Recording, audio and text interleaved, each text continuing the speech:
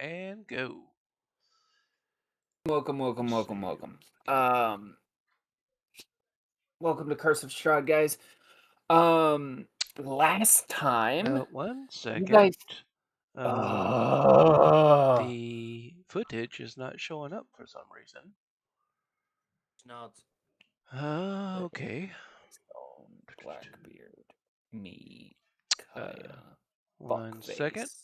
I think I need to get to it from. It shouldn't have. Okay, that is everybody. All right. While Blackbeard's figuring that out, everybody got their character sheets up, their dice, coffee, food, whatever they need right now. right now. Make sure your D&D Beyond is connected so that you guys can roll. Make sure you all do a test roll in the chat, minus fucking Cragjaw. Make sure... Jesus Christ, Kaya. I'm done with you. Your character can sit out this episode. Jesus. Not even with advantage. You Not, dude. barely. No, I Barely have got disadvantage advantage. because of my armor. I have disadvantage with my armor. You rolled with advantage, Dingleberry. Disadvantage. I rolled a 17 on the first roll. Yeah, that's disadvantage. It doesn't show advantage or disadvantage. It just shows me two numbers. Okay, we got this Yeah. footage back. Perfect. I've got everybody but you. I need a test roll. Okay. Not Cragjaw. I need an Ash. Oh, you know what? It's not gonna work on this one.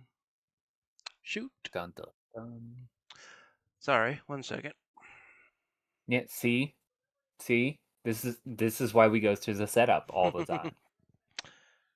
Yeah. Okay, 1 second. Were you the other Cragjaw as well? One? No, The I've rolled all strength- those. Alright, I'm gonna wipe chat for a moment. And then we're gonna wait for Blackbeard to catch up. Yeah, sorry. No catching up. Lose him behind. Alright. I need a dex saving throw from everybody. We're just gonna drop a fireball on the carriage. Is this a Yes. magical effect I can see? Nope. You're in the carriage. It's being dropped on top of the carriage. Fun fact. Oh. Well, Not that should even be, inside the carriage, the outside of the carriage. it should be fine. Carriage will hold. You think? Who identified the carriage out of curiosity? Gaston. Blackbeard, what's going on here? Hit the wrong button. Sorry. I was like, is there something really important we need to talk about on the No, side? I hit the pin messages, and it was right next to the call button.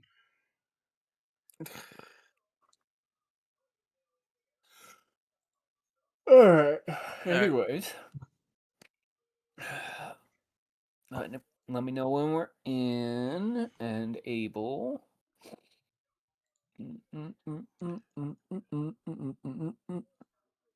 While Blackbeard is doing that, I will do a recap for the last episode. For the last episode, you guys ended up spending 2 whole days in the town of Valaki. You guys got to do a little bit of exploring of the town, restocking. Nobody picked up potions, or any medicinal things at all, which was exciting. You guys got to interact with the League of Feathers a little bit. Muriel, who seems to at least be the spokesman. It is coming through. You're good. All right, good to go. You guys woke up in woke up in the morning feeling like. Anyways, gonna get us banned off of stream. No lie. You guys woke up in the morning. Ash hatched her egg in a rather violent manner. Not of her own accord, but she got to find out it was some kind of lizard, and everybody keeps calling it a lizard. Cragjaw, hearing the commotion through the room, ended up attempting to go rescue Ash and failing miserably. It was a pass or fail situation. He natural one and broke a lot on his way down. Luckily, nothing on him. So, benefits. You guys got to hear about Fen still missing. He was heard throughout your travels of the day. You guys got to end up hearing that he was somewhere to the north, somewhere around Lake Zarovich. You're not certain what happened to him or what might have happened to him. Just that he was last seen that direction. You guys enlisted the help of Bill to attempt to locate him or at least find out what happened to him. Bill did end up agreeing. You guys have a rather sizable debt with Danica that you guys are helping to pay off with traversing the road between Kresk and Valaki and ensuring that goods are transported there because the people in Kresk are starving. You get to hear about a lot of the dangers on the road, including werewolf attacks. You guys do know that cultists are found around this area, at least in between Kresk and Valaki. I forgot the name for a moment. Forgive me. You guys got to interact a lot. You guys got to finish up your business with Ben. You guys got Torvald's sword back. He gave out some warnings. Gave you guys some relatively crucial information, if you guys remember any of that. He also had some messages for Nott about his faith and whatnot. You guys ended up spending the first day pretty much just doing some bare necessities and some kind of self-recovery and some information gathering. Cragjaw spent most of the first day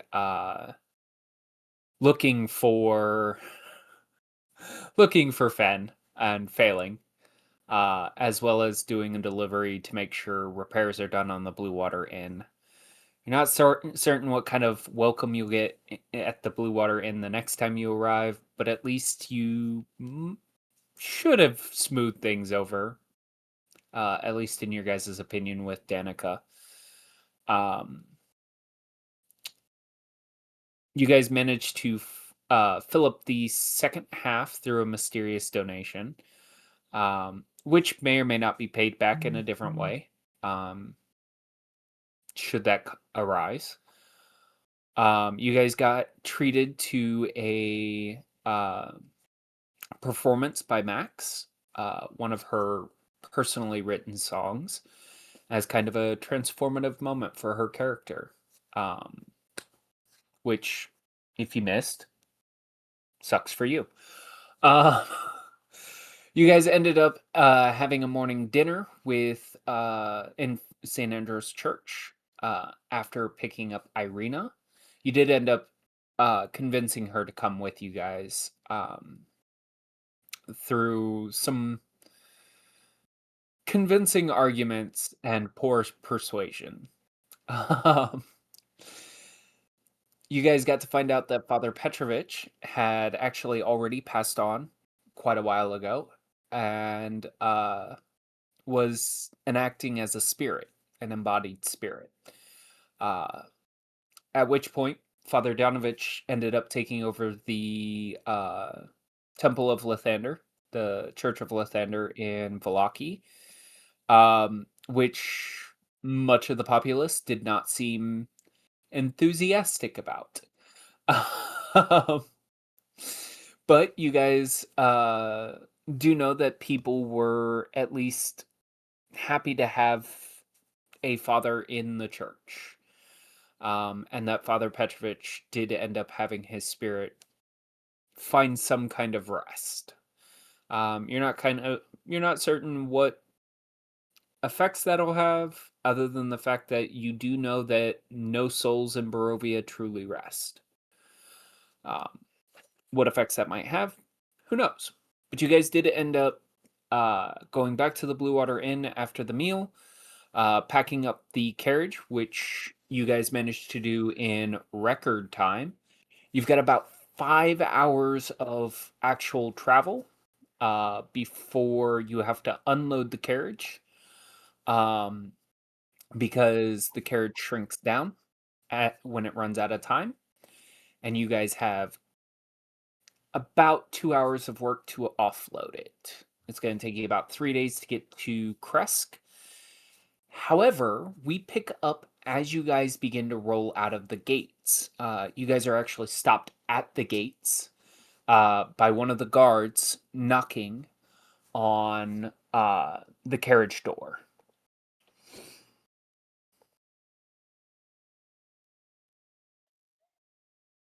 Yes? Lot's gonna open the door. Is Lady Max in there?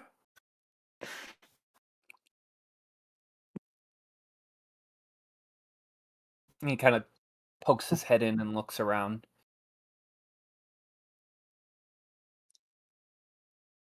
She'll look over towards the door. He goes, Lady Max, it's a younger guard. It's you notice he is actually paired up with a kind of exasperated looking old man. And he kind of holds out this envelope, held in two hands. A raven sits behind him on his shoulder, and he goes, we are very, very, very, very, very, very, very sorry. This was meant to be given with the packages. A letter of introduction to the burgomaster of Kresk. It should help get you in the gates. And he's specifically like bowing relatively deeply to Max and holding it out to her.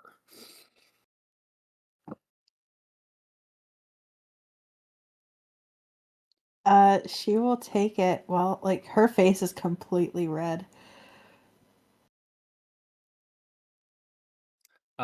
He goes, be careful. We've heard of cultists on the road, and I would rather you guys not get stuck that direction. Good luck. And he kind of bows and goes, "My lady, sirs, ma'am, monster," and he kind of slowly shuts the door as he backs out.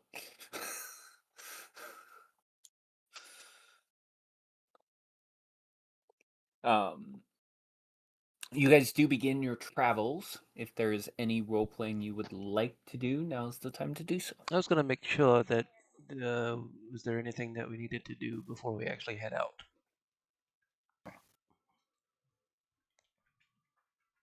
You do know once you're in the carriage, you're on a time limit. Oh yeah, okay.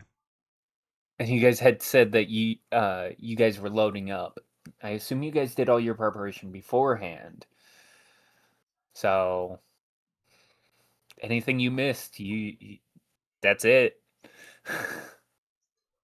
You better hurry if you got anything you need to do. No, I guess it's fine. All right. Everybody squared away. Weapons. Yeah, I don't think Craig boots, remembers armor. anything left. Musical You guys are traveling instruments. down the road now, not. You're a little late for that conversation. No, it's always been one for late timing, so he's just saying this and being like, all right.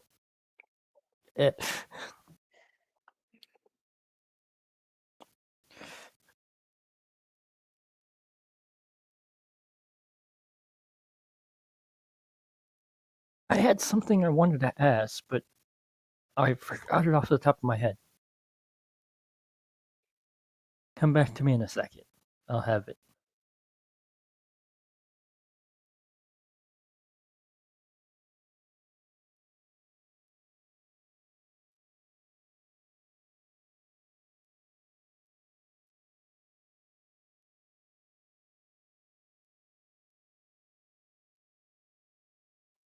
Okay, there's that. Well, you guys are traveling. This is free time. You got 5 hours to kind of fill. If there's any like potion making, any conversations you guys want to have, anything you guys want to do, now's the time.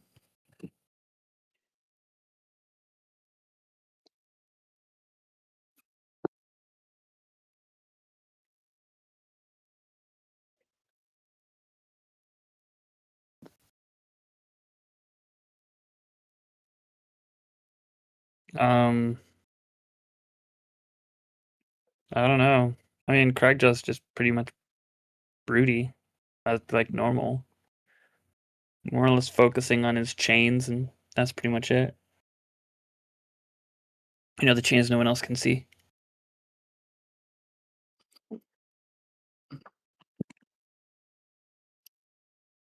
Roll me a wisdom save. Oh, thank God. That was almost a natural one. 22. Yeah, as you concentrate, you notice like a few of them seem to split off in different directions. A couple of them head west on the map. You notice a couple of them are to the north. One of them you notice is actually headed southeast, and it's getting fainter as you go further along the road, as if you're getting further and further away from it. Interesting. You do notice that the one to the south is no longer there.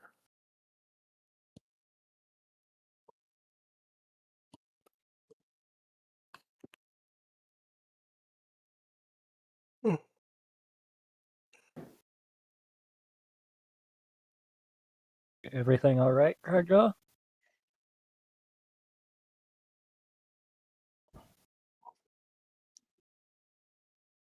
Yeah. And he kind of just snaps back to the group. You know, he's lost in his own thoughts. Why? All right. You look lost in thought. And I thought I'd ask. Fair Being enough. one of the few people to understand what you're kind of going through right now.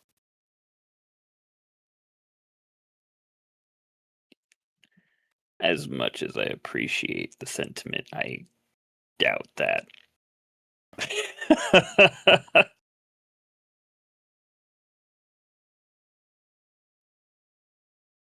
You're trying to reclaim your forest. I'm trying to reclaim my faith.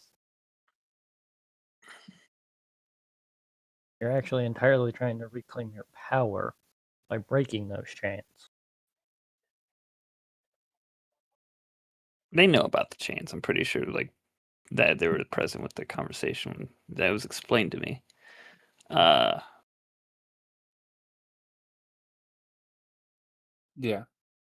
Yeah, It was explained to them, but they can't see them. right.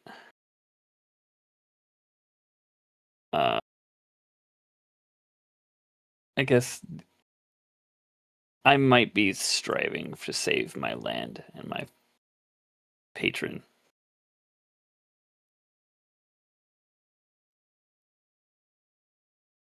Feeling I'll of go being through. a caged animal is something completely different.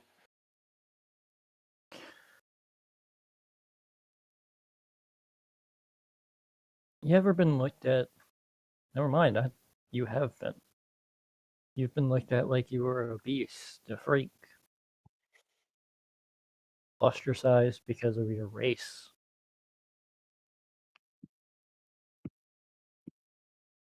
Life is never easy.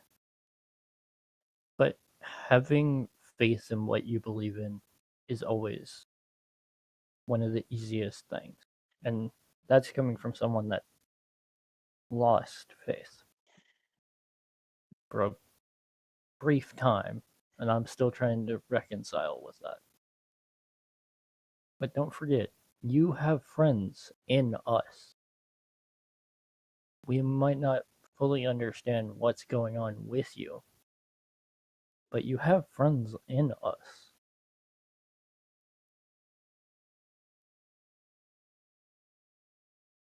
Not fully understand, but we're people on your side. So don't close yourself off.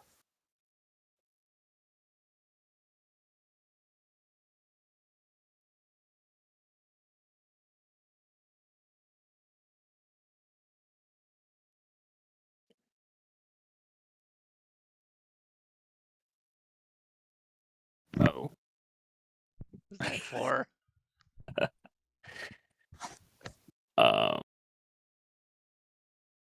Yeah, I don't know. I mean, fear has been a tool, something I've used to achieve my goals.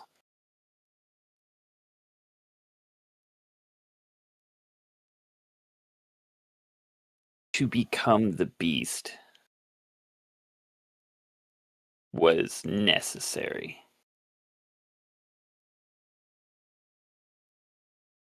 For my purposes. And being alone isn't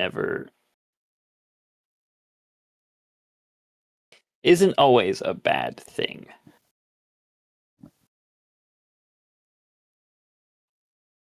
Appreciate your words.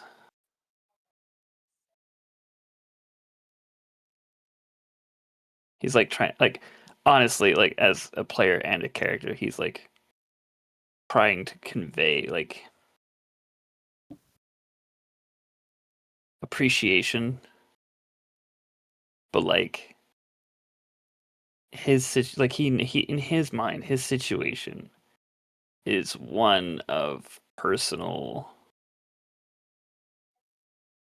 debt. And like he knows that like you mean well, but he's not quite sure, even if you were to talk about it, what it would do. You know what I mean? Yeah.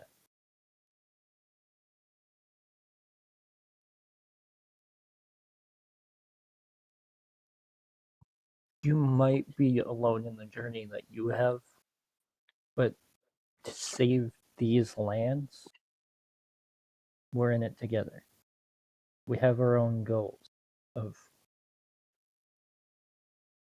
either bringing souls, bringing back what you've lost, bringing back what Gaston's lost, saving the werewolves.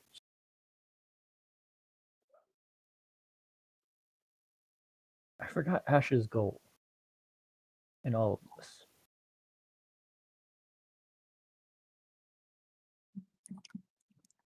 To survive. To get us the fuck home. Yeah.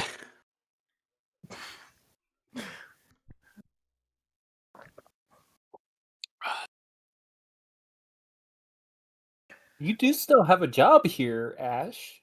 Like, you do still have an objective here. Yes, save the world. Yes, I know. No, you have a legit something you were hired to do and are under bound contract for.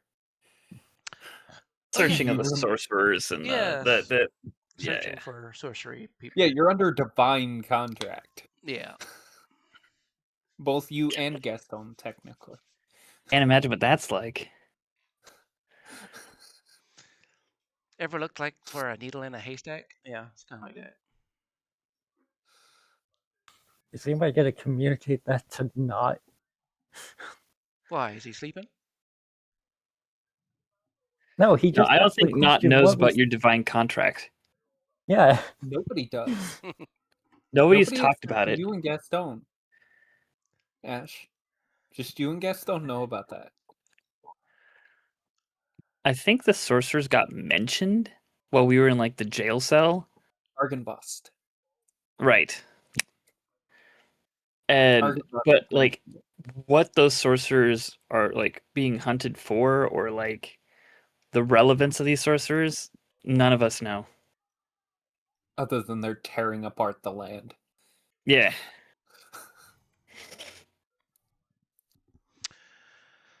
We originally came here in search for missing mages.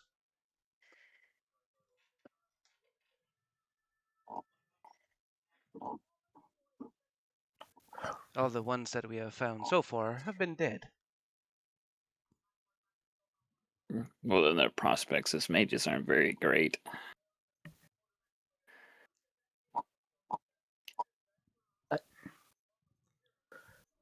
You were contracted to find mages, and then all your mages are dead. So far, yes. It's going swell. And we can't get out. Why do I feel like there's something more to that whole thing? But I'm gonna leave a pin in it. Well, we were hired. We work for the Daggerford Guard, and we were hired through our superior as a kind of search and rescue kind of mission. And it led us here. And now we're stuck here looking for them.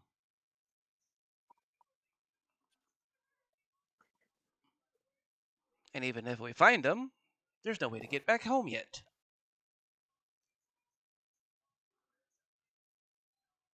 So to complete your contract, we have to defeat Lord Strahd. Oh no, it's not Figure out. him. Well, you had to complete your contract. You have to leave here. To leave here, you have to defeat Strahd. Right, supposedly, yes. So ultimately, you're telling me that killing the Lord of the Land is just a byproduct of your mission? I guess you can put it that way. Fair enough, I suppose. Mission is to get in here, get the mages, if they're still alive, and bring them home.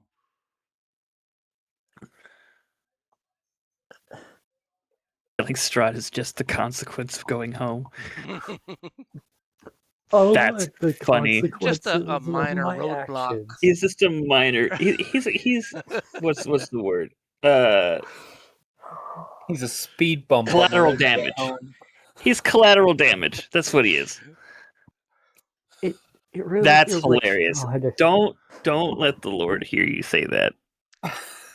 The It feels Lord. like I'm gonna Lord tell you right Strahd now. is quite literally He might not just take a too kind to that. roadblock in everyone's story. I'm sure the Lord and His whole powerfulness could let us leave anytime He wants if He would like us to, so He doesn't have to die. Question.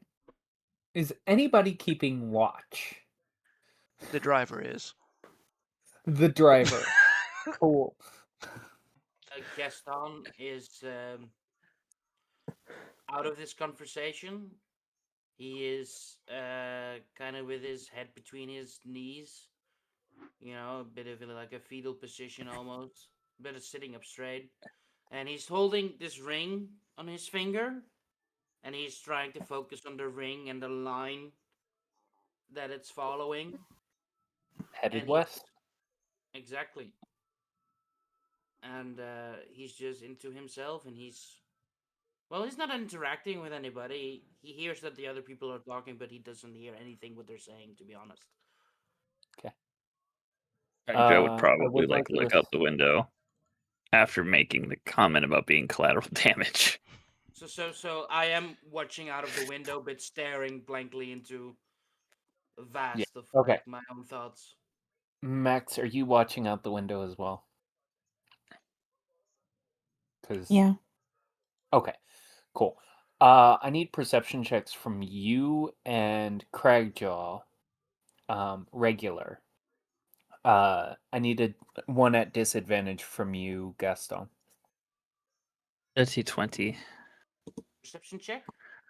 Yeah, disadvantage, please. Sure.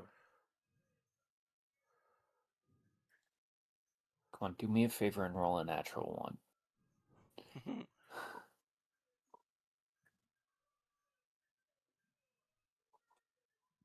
I rolled an 18 with disadvantage. Okay. So Gaston, you're gonna get a sense of deja vu. Um,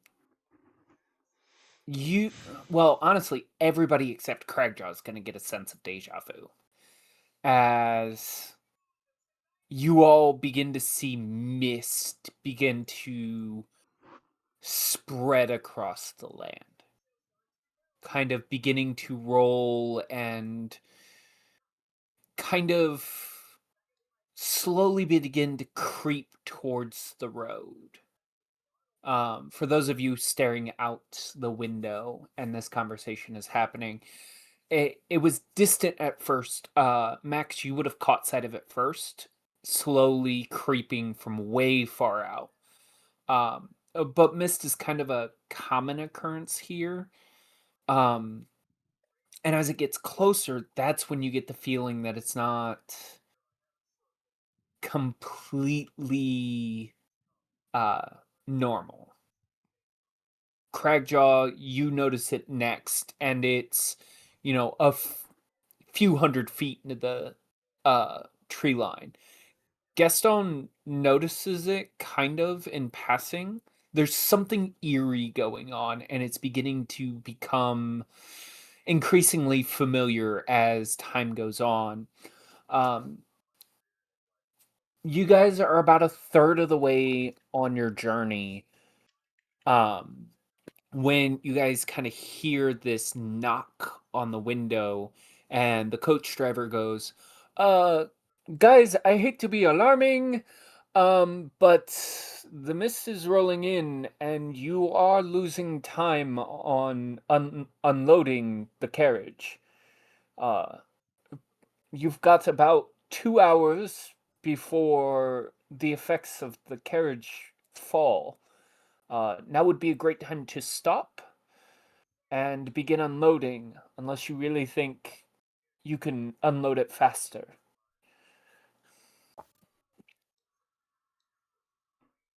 Yeah, I guess we'll go ahead. I will ask Craigjaw to help unload the truck as fast as possible.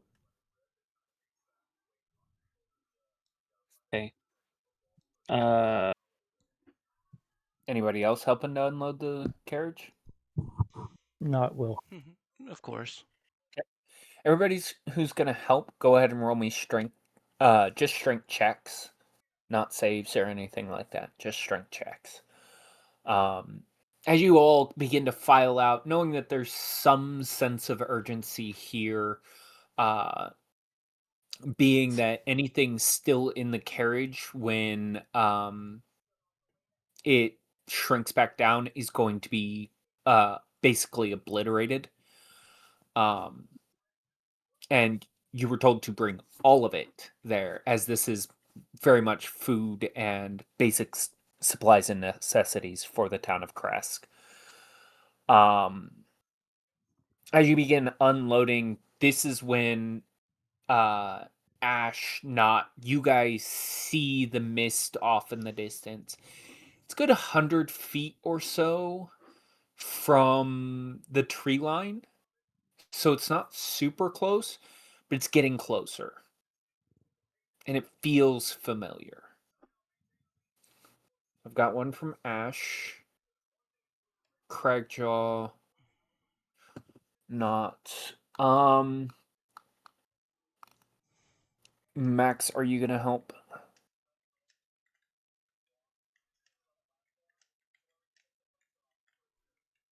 If you are, I need a strength check. Okay.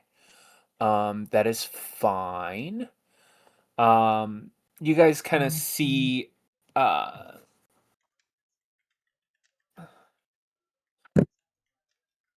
Max kind of sidle off a little bit to the side to kind of stay out of the way as you guys begin unloading this. It does take you the full 2 hours just because of collective checks. And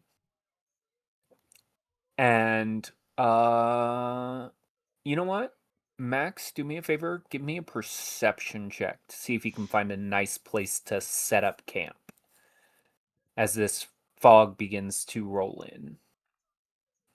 Yeah, Craig Joe's gonna recommend I don't- finding a place off the main road. We I don't want to don't know be on why the I road. ask you for any check that deals in perception. Um, Max, as you ask and begin to like look around for a specific place, Max finds a small space off to the side, kind of alcove that is mostly trees. It looks like it could pack you all together and, you know, still shelter the goods that you are transporting.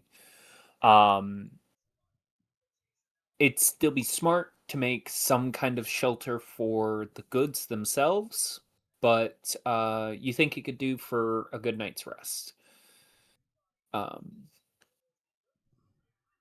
And then as you guys begin to shift everything into that space, the carriage shrinks down into the little toy-sized version of itself.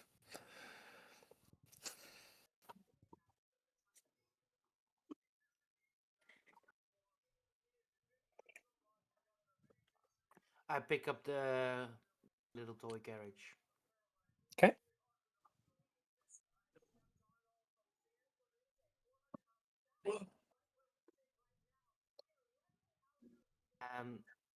So we are setting up camp, I assume? Yeah. What time is it? You would guess it's a well, do you automatically know what I time it is? I don't. Craig Craig Joe Joe does. does. That's what I was asking, because Craig Joe's Yeah, the one. I know. I know how many hours are left in each day. From your memory and the weirdness of Barovia, you would say there's a good like 4 hours before sundown. But you, as a native of the land, know it's not safe to move out in the mist. Yeah, And with it creeping in, that's that's going to kind be of my dangerous. thought already. Is like, yeah, we could technically push just a little further, but And you'd have to carry everything, which is yeah, like a month's worth of food for like 80 people. how much would that weigh? You think? A couple £1,000 minimum. Okay. Well, if I put a bunch into the backpack, I can push, drag, or lift 1,500 You pounds. can't get it into the backpack unless you did it manually, and then you'd have to offload it out of all the boxes, and that's going to take even more time. You can't stick the big ass crates of food straight into the bag. The bag's opening isn't that big. No, that's fair. But my thought process is it would make carrying it all fucking hell of a lot simpler.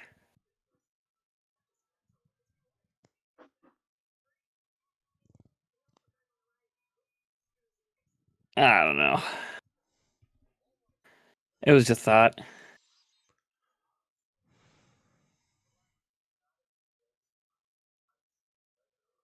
So we're But setting yeah, up we're setting up a place to hunker down. and rest for Mm, the night probably. Yeah. yeah. Um. So we should start to gather some firewood and stuff like that, and set up like a perimeter or find a place to. Any suggestions what we should do, Craig Joe? You're from here. There we go. Map. Um, I heard was carrying. Oh, say? I said it would make carrying it a hell of a lot simpler, but then it was just a thought. And then Gaston was talking about asking Craig Jaw about recommendations for setting up camp, about like perimeters and firewood and Okay. stuff like that.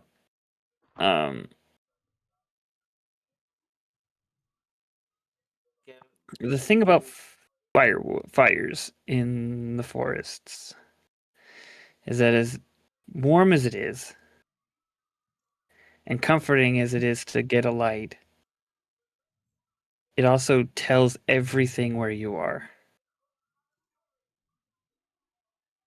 mm, So if we do have a fire, are we ready to defend whatever camp we do set up? yeah. Well, I should have gotten a different spell because I was able to get the yeah. No, I don't have it. But um,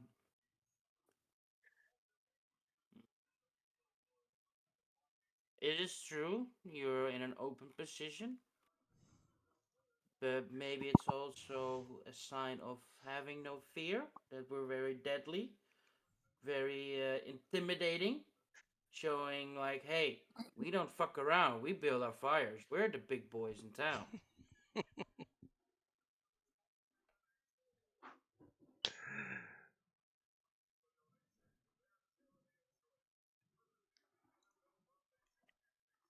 Uh, But, uh, but it's your place, so I say okay. Just you can tell us what to do and what we shouldn't do.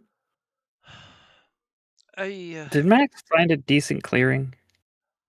Yeah, it's got some brush cover. You do know with the brush cover that it has, you would need a little bit more to fully cover the goods that you're transporting. And Craig, Joe, you do know that these boxes do smell, and anything with a keen sense is going to smell these regardless. right, and I did also plan on maybe trying to do a little bit of hunting while we camp. So we'll may have some meat that should be cooked for most everybody. With the mist rolling in, I wouldn't recommend going out very far. Uh, but You can certainly try. I mean, we've already got one missing player or person. I'd rather not lose another one. Well, if I can see it from far enough range, I can shoot them from a long distance now.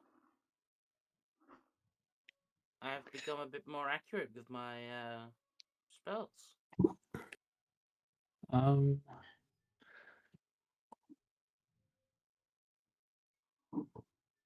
why does Craigja have a lute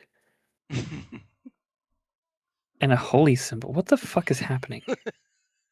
I Oh, Dude, this is the isn't wait that a the fucking party? minute. Isn't that the party inventory that you've been? Oh, that is the party inventory. What the oh my god. I was like, Yeah, what the fuck is happening? I've, Um I've put all my shit that it's too heavy for me. I put it in the party no, inventory. you're good. I was just super Because you, confused. I'm reading it. I'm like, when did I get all this crap? yeah, yeah, I put it in there. It's Um too heavy for me, so you're carrying it for me.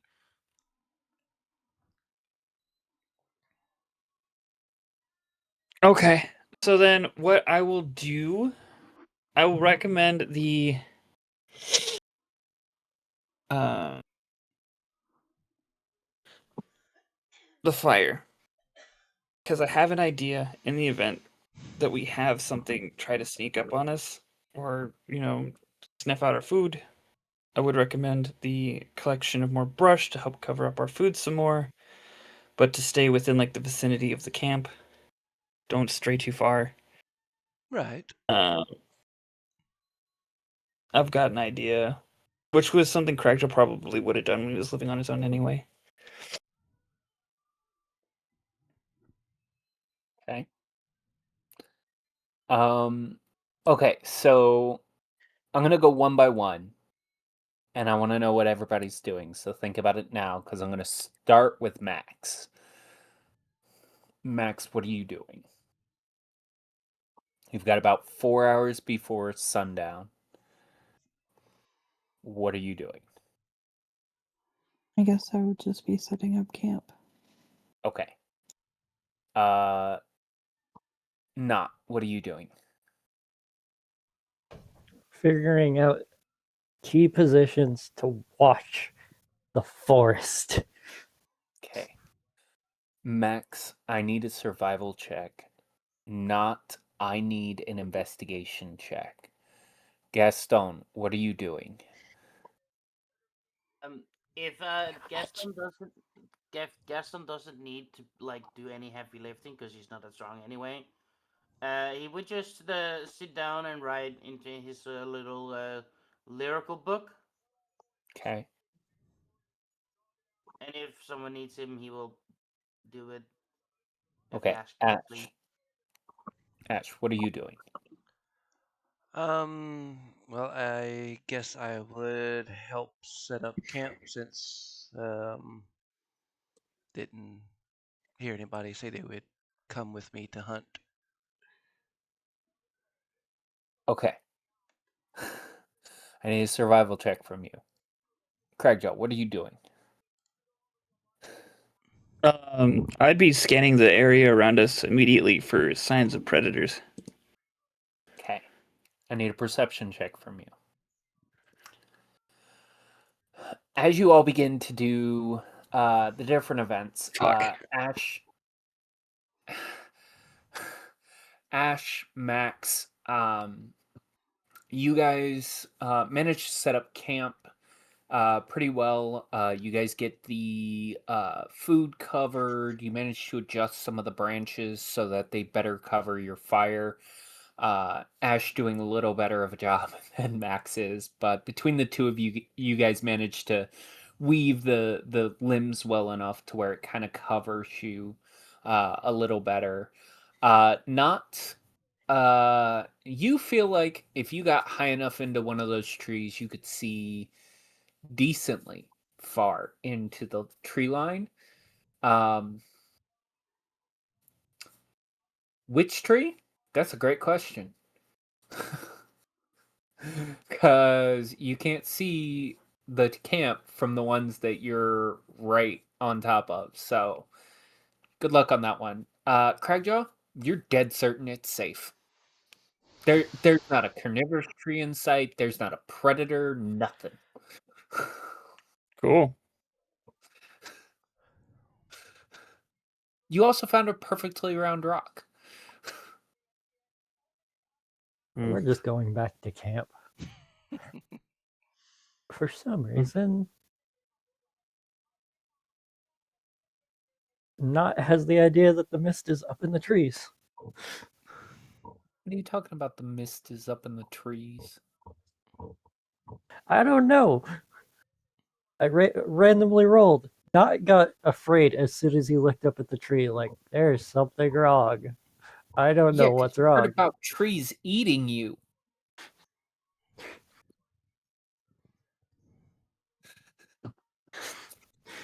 I'm going back to camp. All right. As you guys begin to settle in for the night,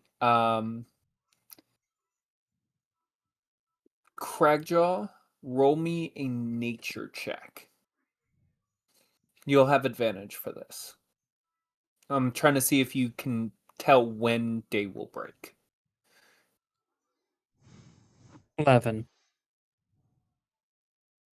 I like how you rolled 2 5s on that. Yep. I would say that's high enough.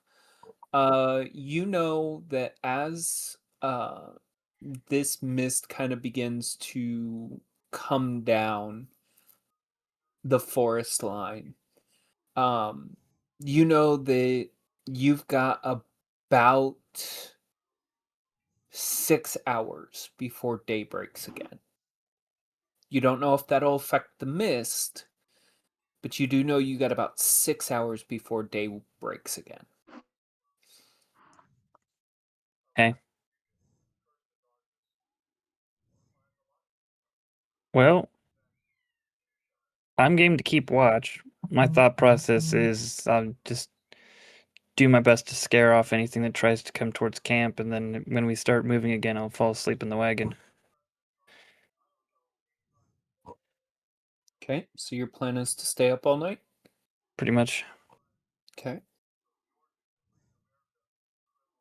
You guys would see that Craig Joe kind of posts up in a position that makes it seem like he is going to stand watch either all night or the majority of the night. Unless he says something. Nah, I'm more or less just like huddling by this fire we've built and keeping my eye on the tree line. Okay.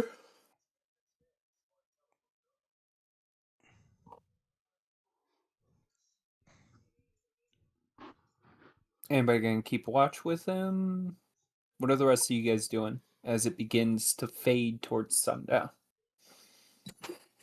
I will take an 8-hour watch or 6, but not too much. Needs some good night's sleep. Okay, so you're gonna stay up all night as well? Not all night, some of the night.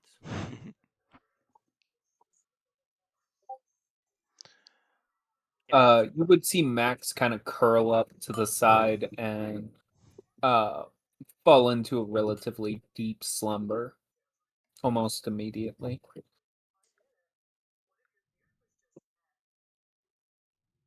Okay. Not you do see that Gaston seems intent on staying up.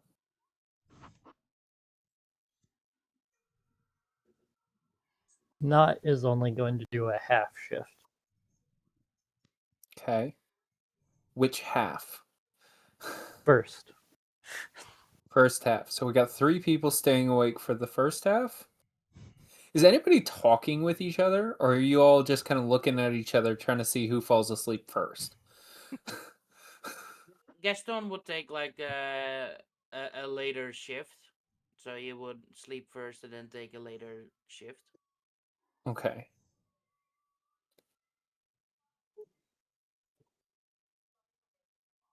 So, Gaston begins curling up and heading to bed. Ash, what are you doing? Um,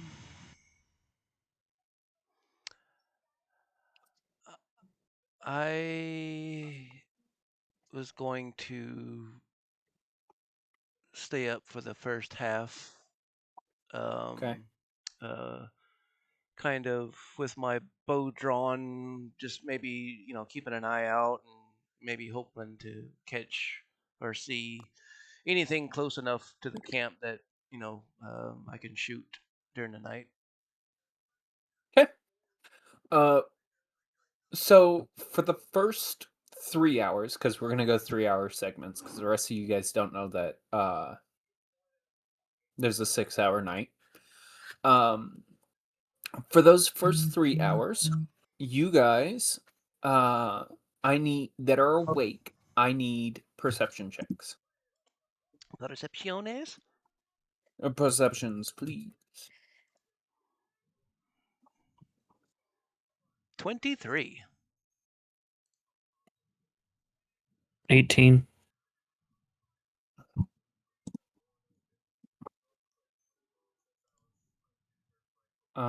Okay.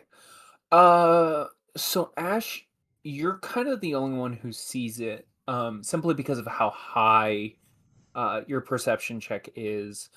You see kind of shadows creeping along the outside of your camp. They don't seem threatening, but they do seem relatively large. Um, could be game, could not. But it is dark, so If anything could.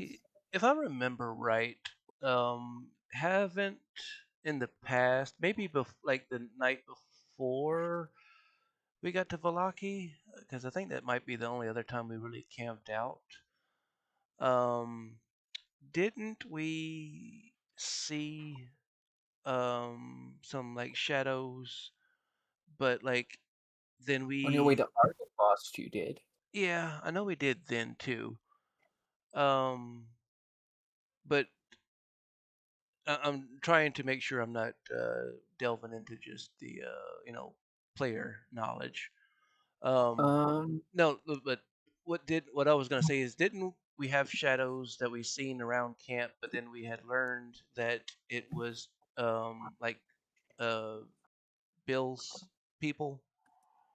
that was all the way back before you got into Barovia. Okay, Like before you got into the town of Barovia, I should say. okay. But before we got to the village. Yeah. Okay, yeah. So we know that maybe shadows don't necessarily always mean something bad. They could be good. It's true. I will definitely keep an eye out on them. But I won't wake up anybody yet. Okay. As for the rest of you guys, the rest of your watch seems kind of quiet.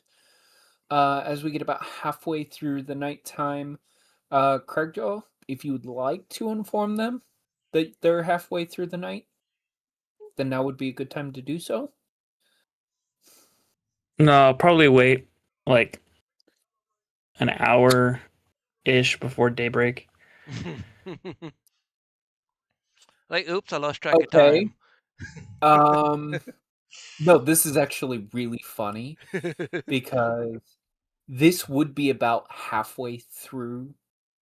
So you guys hold uh watch for about 6 hours because of how early or how late sunrise came and how early nighttime ended up dropping because of the mist.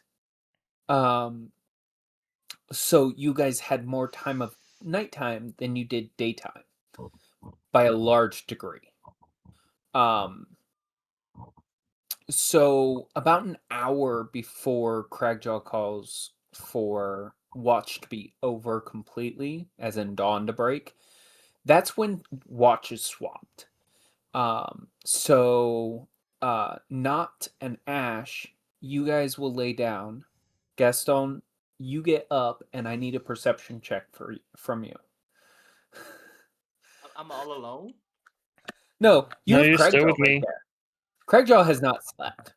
As like the others wake you up and kind of uh, begin to switch watch as Craigjaw hasn't said anything.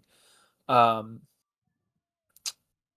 you're woken up and Craigjaw's just standing there. He's obviously beginning to start to feel the effects of tiredness. Craigjaw, I need a con save. I know you plan on sleeping, but at least until then, I need a con save to see if you take your first point of exhaustion. 17. 17? That will succeed. You feel it beginning to take effect, but it doesn't physically affect you yet.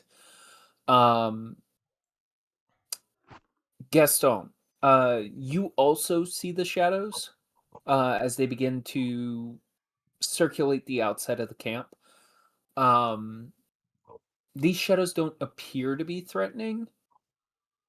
Um, and they don't seem to be super close. They seem to be just outside of kind of your line of sight because of how the lighting works.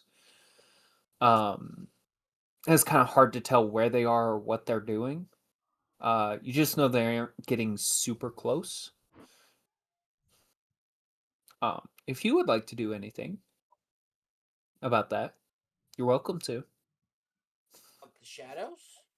Yeah, some kind of shadowy creature. It's not humanoid in nature. It's some kind of wildlife. But that's the most you can tell. And I didn't shoot it. Nobody's Did you told me tell him about it that? either. Well, I was watching for wildlife. So it's getting light out, right? You can't tell. Okay, great. The shadow. Right. I will sing a song that will try and persuade, or at least get my attentions known of my personality, and that I don't want to pose any threat. Only if you intend to harm my party, I will still defend if I have to. But So I'm I'll yeah, confused. I'm confused. What are you trying to do? just sing a song. Just maybe some music. Maybe just like try to send out my emotions through song. Sing us a Oh song no. about the Shadow I, w- I Man. would I would like you to figure out what your emotion is first. Are you trying to intimidate this creature? Are you trying to persuade it?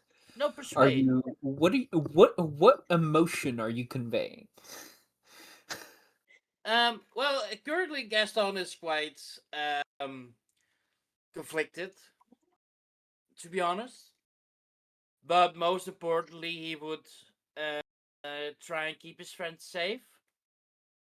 And basically, this song will kind of go about being a friend of me. Like, you've got a friend in me. Roll me You've got. persuasion with disadvantage. Perfectly. Yeah, that's fine with me. Craigjaw, I need a perception check, please. 12. Again? Yeah, this is the second half of Watch. I did. I rolled a. For the second half? Yeah. Oh, you 'Cause did. you made My me bad. roll a con No, save. you rolled Constitution, bud. The con save was for exhaustion. Yeah, because I have your first round of perception checks as an 18. That one was just pass or fail. I mean, you don't see a noticeable change, Gaston. But Could I? Craigjaw, you feel the music. What if I come a little closer to it? You're gonna step out of the firelight to go get closer to. Sure, go for it. You can try. The one that bites the Um, dust. Craigjaw, you do see him begin to slowly meander off into the forest. I don't Gaston. want. I don't want to go too far. I still want to. I don't want Yep, to go too far. yep. Go ahead and roll me just a flat persuasion check and a wisdom check. Craigjaw, do me a favor. Make me a perception check with advantage. Please, for the love of God.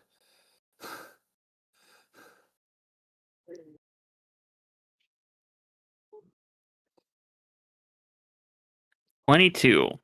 22. Thank God. You see shit in the forest. It looks like wildlife moving back and forth across. And Gaston seems to be trying to sing this persuasive song to kind of get this creature, whatever it is that he sees, to not like go after the party. Um, but he's getting closer and closer to it.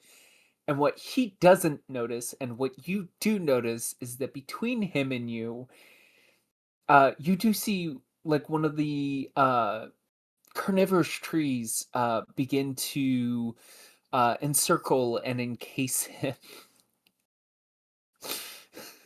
As can I use Misty Step and get out of it? You have not noticed it yet. Okay, You're focused on the shadow. sure. That's what the wisdom check was for. Um.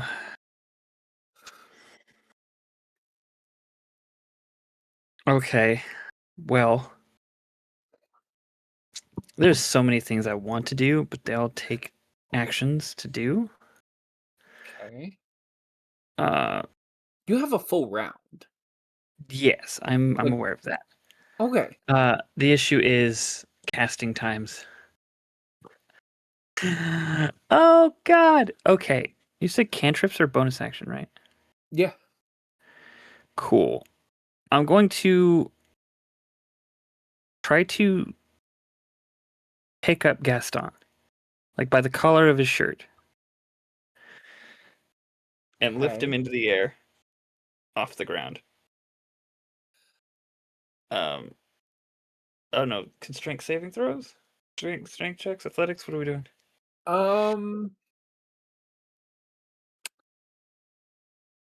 I would do athletics versus acrobatics. Gaston, what you feel is something begin to grasp at the back of your neck. So it's a matter of reaction.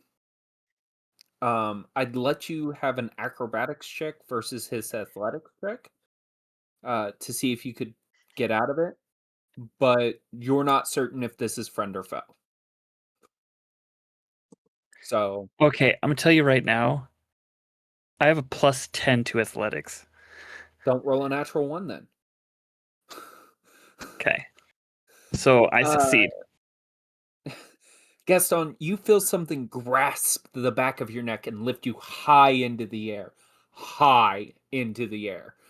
Yeah, you're like 10 feet off the ground. Minimum.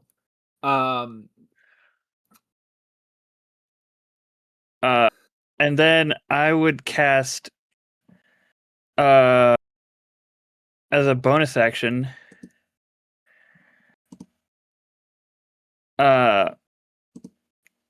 because cantrips are bonus action. Oh,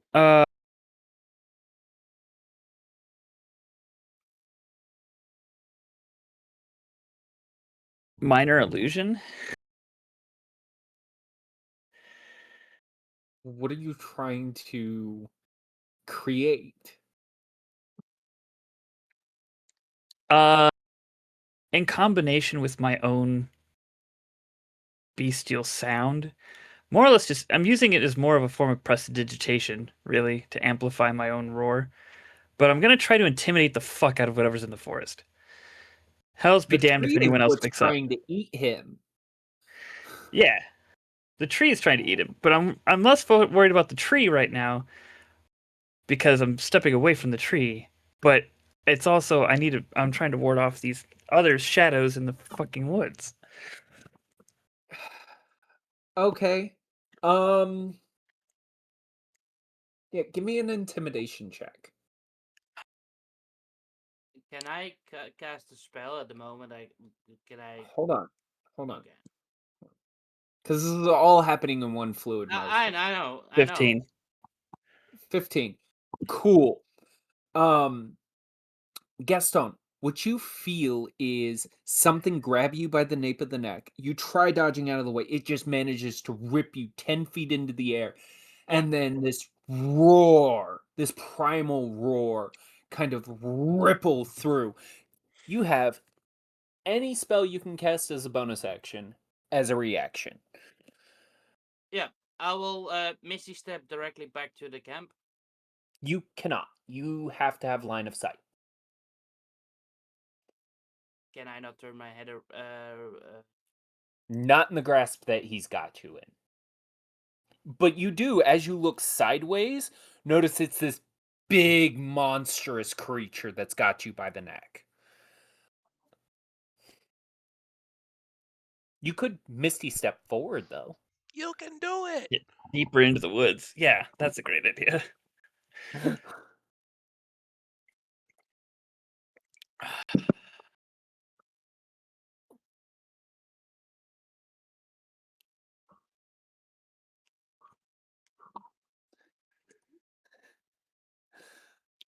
Check out for me, Gaston.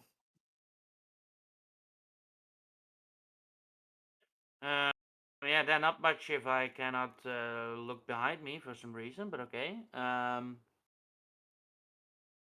It's because something's got you by the nape of the neck. It's very hard to turn your head when somebody's got you around the neck.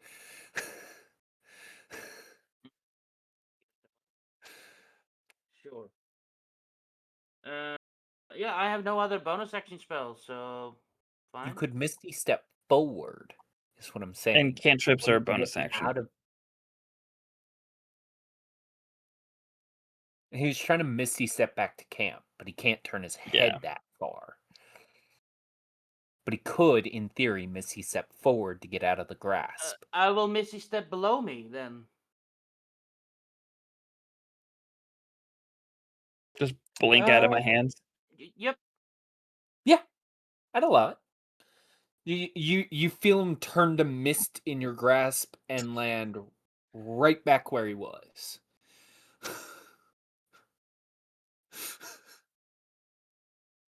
Gaston, it would be at this moment that you notice the vines and the branches beginning to encircle the spot that you were at. That you are now occupying again. Yep. Do I have any movement?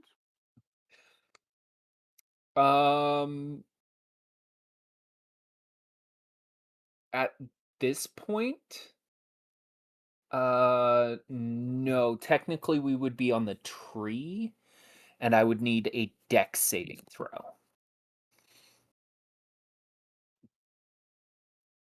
Magical? No, right? No, this is physical.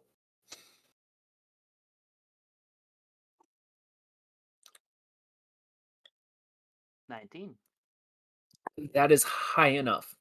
You don't get entangled in it, but it is getting difficult to move. And then we would move to Crackjaw. No, we would move to you. Yeah.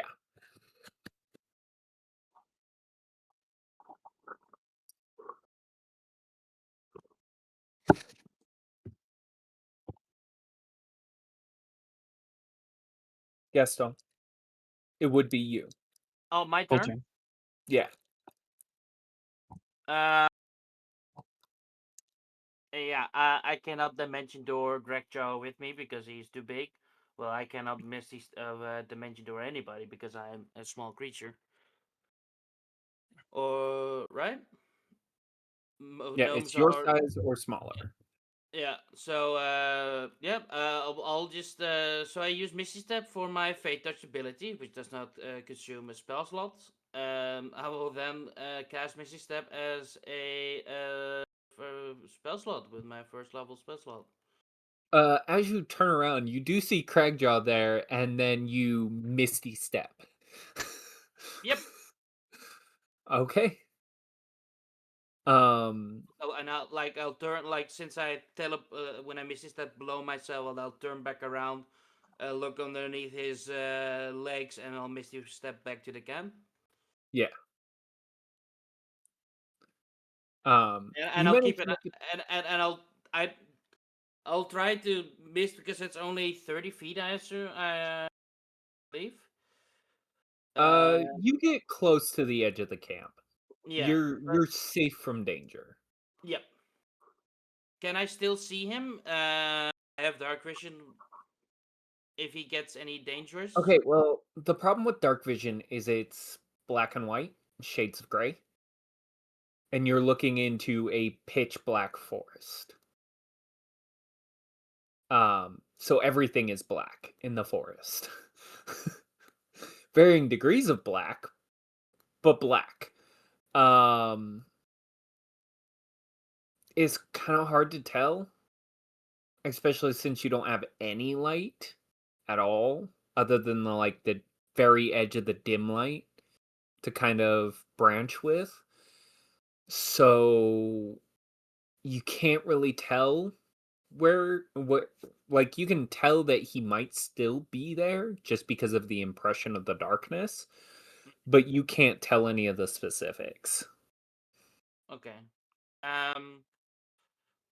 Can I then still walk towards where I came from without trying to Yeah. get myself in danger again? So. Yeah, you can get all the way back into camp. No, I mean towards. Towards Cragjaw?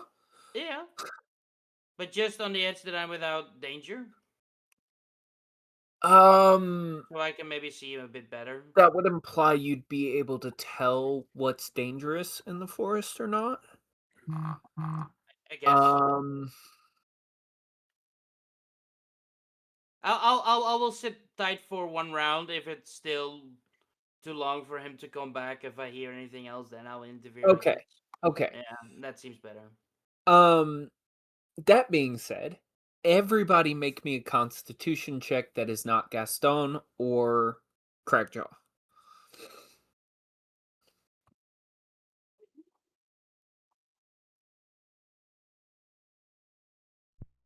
$17.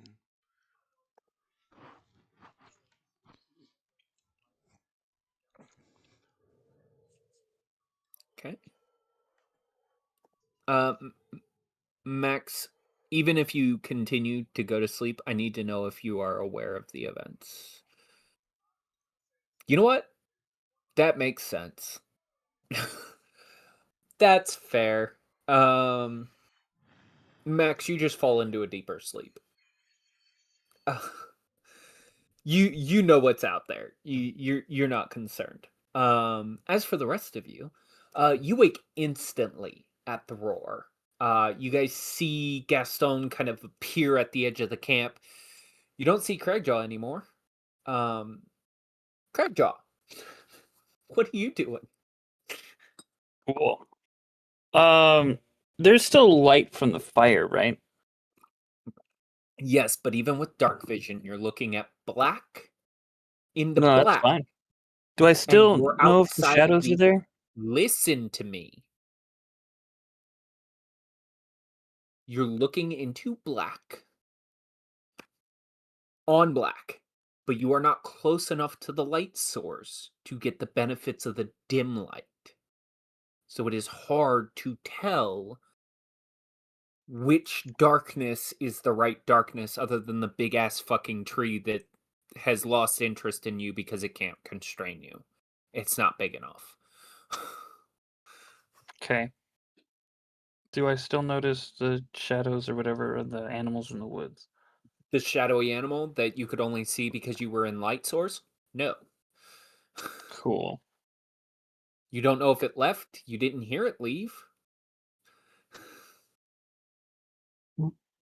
Then I'm gonna step backwards towards the campfire, still keeping my vision out on the forest because I don't want to lose sight of whatever was out there, even if I'm having a hard time seeing it.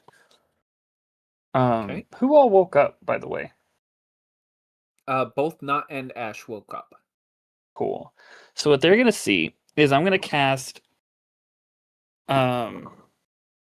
disguise self as a bonus action.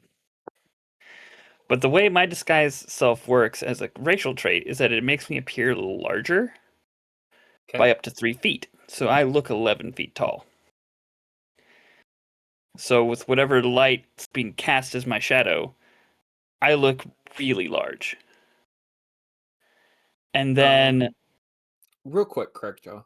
yeah, Are you backing into camp or are you turning around and walking into I'm camp? backing. I'm not turning my back onto the forest. Okay. I'm The slowly rest of you walking guys see backwards. what is the equivalency of an 11-foot bear walking into camp. Continue, Craigjaw. Oh, it's gonna get worse. Because I'm gonna then cast a first level spell as an action, minor illusion. Or silent image, sorry. So what they're going to Okay. see is in a 15-foot cube around me, shadowy effigies of me. Well, the image doesn't move, so you choose where the image goes. Right. and Well, then I can stays make it there. move, but yeah, it's going to be like next to me or like in front of me to Okay. look like there's more of me Okay. cast off in the shadows. So what you guys see is many bears. Well, one big one and like 6 or 7 shadowy ones. Slowly backing their way into the camp.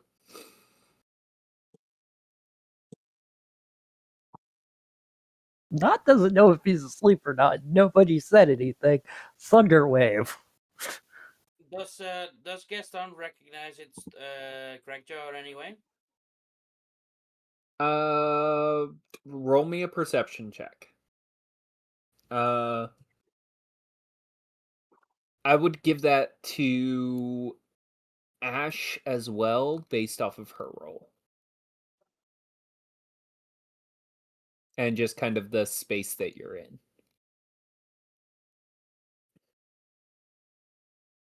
Gaston, no. Then I will shoot 2 Eldritch Blast at the big boy. Nah. Okay. Okay. I'm not in a Crackjaw. rage, so I'm not like angry right now. So there's that. That hits me. That one misses. You also need, what is it, a con save? Do you have repelling blast? Nope. No, Not's casting Thunderwave at you Oh, at the same time. I think What we Thunderwave get is. for not. It's 20 foot. Where he would have posted up, he would have been close enough to hit you with it. It is a con save, bud. And Eldritch Blast has oh yeah, 23 you on the only con get save. Only 2 damage for the Eldritch Blast. You'll take half. Roll me the damage for Thunderwave, and we'll just add it together. Does Crackjaw have resistance to force damage? No, he's talking about the Thunderwave damage. Oh. I saved the con save. Oh. And then I Okay. actually need to make another con save to maintain concentration on Silent Image. You have You to need- make 2. Yeah. One for Disguise each self skill. lasts an hour. No. There is no concentration on it. 1 for Eldritch For Blast. Silent Image, you're getting hit by 2 different spells. Oh, fair enough. So I It's a take con 4? save for each spell. 4 You're or gonna 5? take a total of 6 damage. 4 of it's thunder, and 2 of it's force. Great. As 2 different spells Okay, just nail you concentration in the check back of the head. 1 is a 10, which is a success. Barely. Barely. The second Come on, one's roll that natural 17. one. So I succeed keep my silent image up. I have to roll a natural 1, otherwise I succeed, basically. Unless it's like some incredibly high DC. You do feel 2 really heavy impacts on the back of your body. As you Awesome. get hit with Thunderwave and Eldritch Blast. Ash, you recognize this as Crackjaw, as everybody else is just like, oh, kind of knee-jerk response, and Max is still just snoring. Well, not snoring, but zonked out So on the side. I wake up to Gaston and Craigjaw fighting You each other. no, you wake up to Craigjaw screaming, basically. Gaston appearing, then this giant bear and more bears, evidently, backing their way into camp. And then spells are fired off before you have the ability to say anything, but you recognize it as Craigjaw. But so there's Bears, Craigjaw, and Gaston. Well, it's all Craigjaw. Like the bears are Craigjaw, but at first your eyes register fur and an Okay. 11-foot tall furry creature with claws and So antlers. But so did Craigjaw turn into a bear? no. He looks like a bear at Okay. first glance. Okay. Your instinct is bear. Okay. And then your brain goes, no, that's Craigjaw because of the antlers. Okay. And they're kind of going at it. Gaston and Not kind of knee-jerk spells because their brains didn't calculate antlers, Cragjaw. Yours made that connection. Theirs didn't. Like, what the fuck are y'all doing? There. Where? There. Craigjaw? I don't know.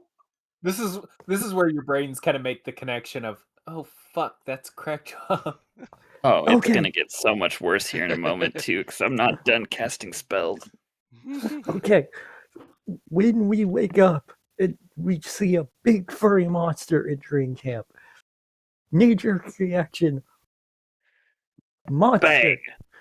Bang! You don't recognize Can we Craigjaw? please get some communication in this party, please? Okay. Hi, everybody. This is Craigjaw. He's been with us for quite some time now. He's a good guy. Don't shoot him. Cragshaw, what is going on? I'm still like super focused on everything, and now I'm kind of angry that I got hit. Not raging, but I'm mad. I need 2 things from you. Yeah. I need a perception check and a wisdom saving throw. Wisdom saving throw is like a 7. And a perception, Yep, 14. 14. Your eyes kind of readjust now that you've got light. The shadows that are out there, the ones that seem off-putting now that you've kind of got a little bit of a grasp, you lost them for a few moments there. But now that you've re-grasped the light and kind of you know what you're looking for now, it's a little easier to see. They're still out there. They don't give a shit about you. They seem to be more focused outward and in some way like less attentive towards you guys. However, you feel that rage begin to take over. The rest of you guys see it overtake. The big form of Cragjaw grows even larger as he takes that rage form. It does not consume your rage, but you are in your rage form. Okay. What's really fucked up is, like, I had thought about going into a rage if the like whatever shadow thing was focused on me. But there was a spell I was gonna cast first, which makes this whole situation so much worse.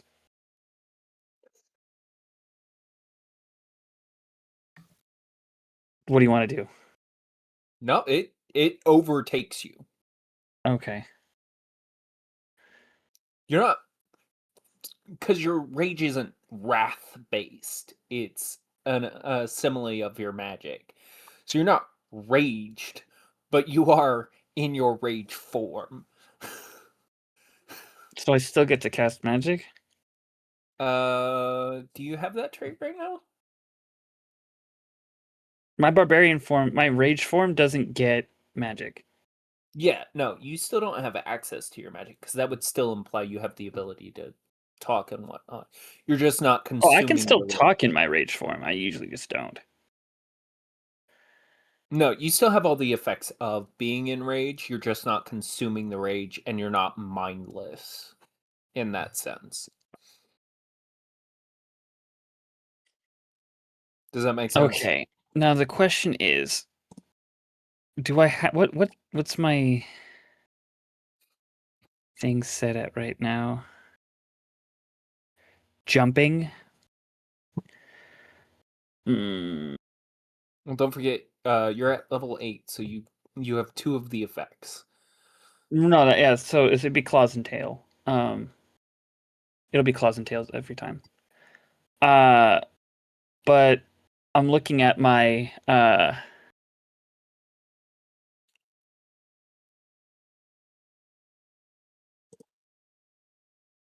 Hold on.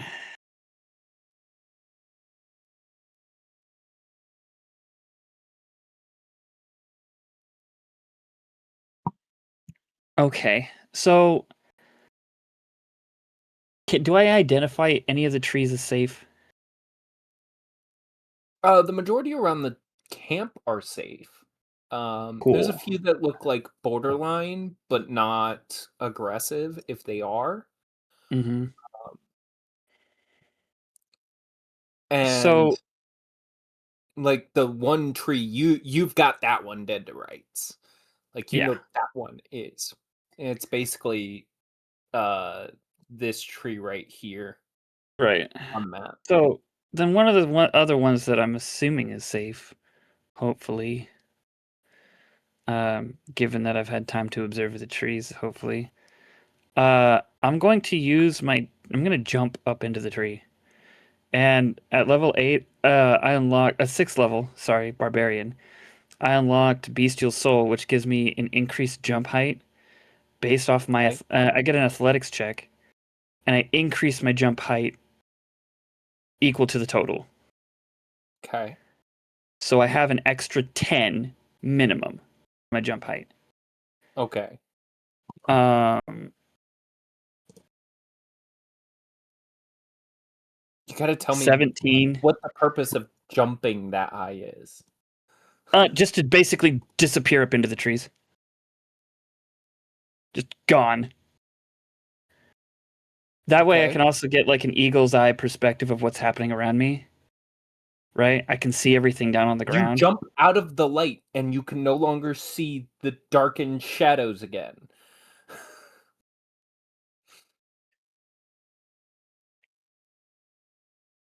Eh, So, yeah, you gained a better perspective, but you've lost all sense of where everything went. 3 plus my strength Um, modifier is 10. So I jumped 27 feet up into the air. That's for the the rest of total. you guys see Cragjaw just kind of disappear up into the trees.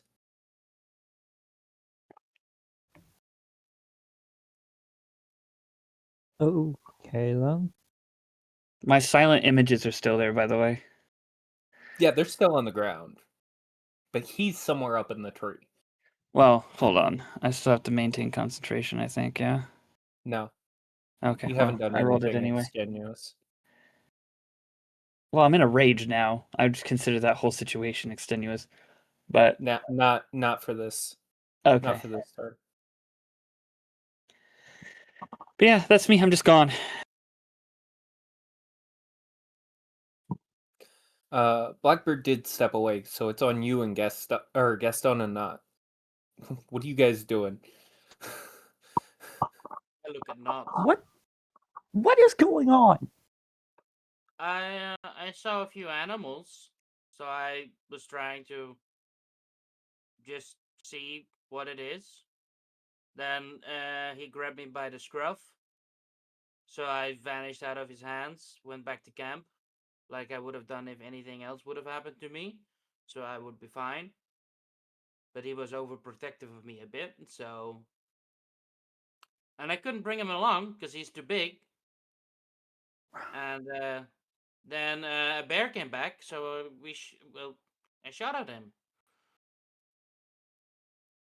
What direction did you see the animals? Point at the direction where I saw He points, animals. give or take northwest, Yeah. out of the camp. Not is going to click 2 cylinders and fire a firebolt in that direction. You're gonna cast a fire-based spell into a forest. Okay. Roll me a d20. Oh no. Right? I thought of that, and then immediately I was like, hold on, wait, I made a mistake. Oh no, dude, you have no idea how bad this is gonna get for you. We are the best D&D players. So you're not only firing a bolt of fire into the forest, which could burn, but you're also going into firing a firebolt spell in a forest protected by the raging monster that just disappeared into the trees. Hey, at least it wasn't Fireball. Max, you are awake. Oh no. How much movement speed do those have? Fuck.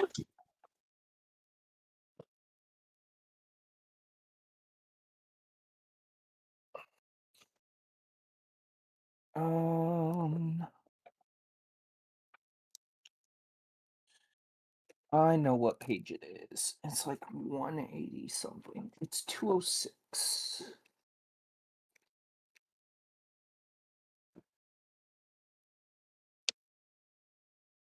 All right. So this wasn't intended, but I guess we can move us to what map do I want to use for this?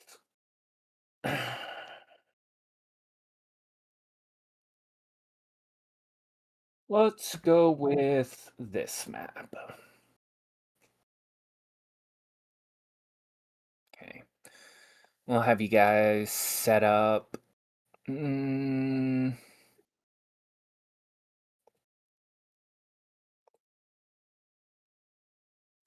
Here.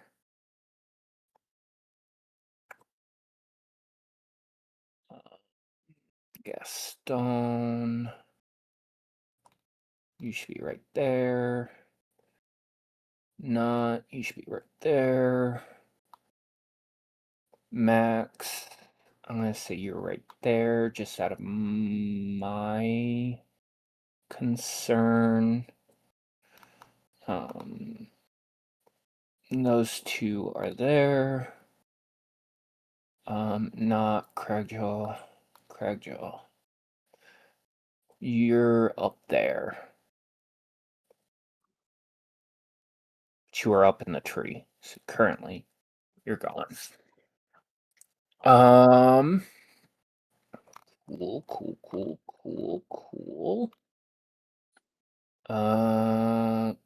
That's 1, 2, 3, 4, 5, 6. These two are.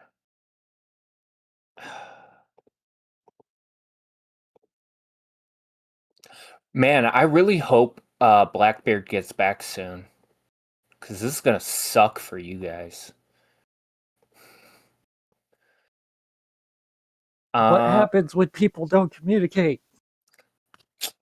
I need damage. Poor flavor. A firebolt is 1d4, 1d8. I believe. I think it's 1d8. It's 1d10. Yeah. Okay. Depending on the level, it could also be 2d10. So. That is true. But I don't know how that works with his gun or not. No, I would say for this, as it's a knee-jerk reaction, I will give you only 1d10. And that'd be fine. Okay. Just to lessen this.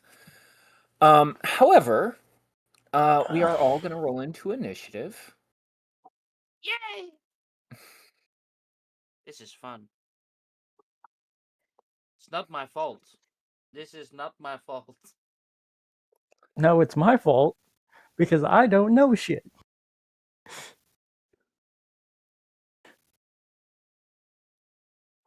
All right.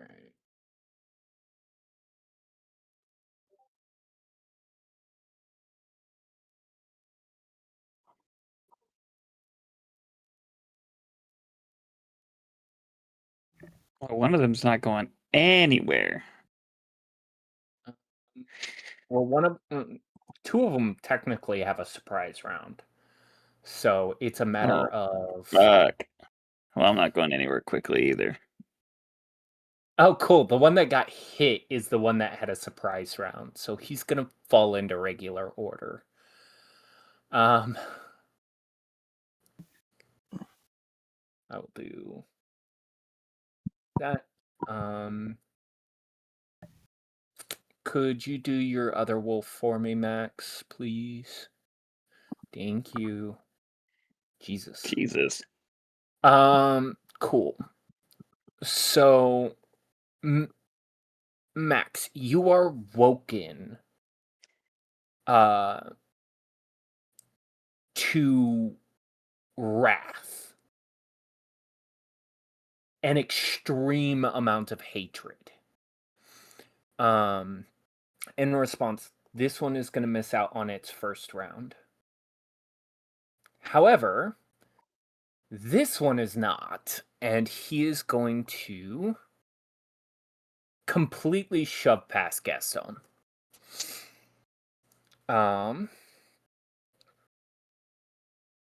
Which Fuck. he can do because you are far too small for him to care. And he is going to multi-attack you. I'm gonna guess a 10 doesn't hit your armor class. What about a 14? No. He's gonna start laying into you. It's gonna scrape against your armor and kind of check against the ground as he is very much mad at you. We are gonna rotate into top of turn order, which will bring us to Ash. As this werewolf comes rippling out. It doesn't seem focused on you or the rest of your party. It seems dead focused on Not. Okay. So I will. You did see Not cast a firebolt into the darkness, and you heard it hit something. Okay. This is retaliation for what I did. I don't want anybody getting into this. You do not have an opportunity to say anything. You currently have a werewolf trying to maul your face off. 5, 10, 15. I guess I'll get over here. And I will start Eldritch blasting them. Okay? Just be aware that he is occupying the same space as Not. Oh. Not is under him. Gaston. Oh, sorry, Gaston. Oh, Gaston's under. okay. I was wondering He who. bypassed Gaston to get to Not. Okay. Okay.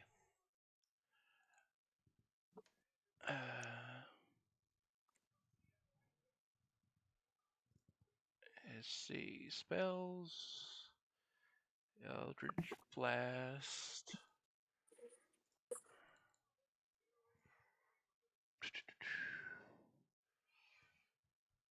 Oh, this one's not. Okay, never mind. What is Gaston's armor? Eldritch Blast. 17? That one's gonna hit.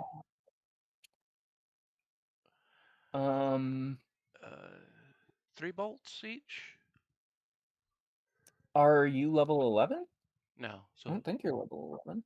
is it 2 bolts? Yeah, Two it should be bolts. 2. Okay. Yeah. The we're- first one will miss, the second one will hit. Okay. And you will avoid hitting Gaston in the process. So 1 for that. Okay. And shit. That sucks. And if it does anything, that'll be 3 points of poison damage. Hold on. That's a con save, right? Yeah. Well, I don't know if we established that with. I guess. I mean. Yeah, it should be a con save. What is your save? What is your spell save? So that would be a 16. Okay. Yes, it will be poisoned. Okay. So go ahead and roll me poison damage. Well, I guess that would be 3 then, right? That's what I rolled on the poison die. Should be. Oh, okay, yeah. Okay, so he's gonna take an extra 3 points of poison damage. Okay. And I will the bonus action Eldritch Blast him again. Okay. Mm. You're gonna miss, Miss both times. and you'll miss again. Okay. Roll me a dex save, Gaston, please.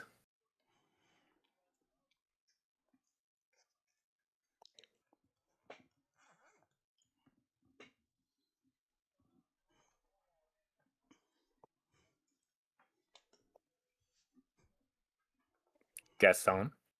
My turn, yeah. No. Dex save. I need a dex save Deck save.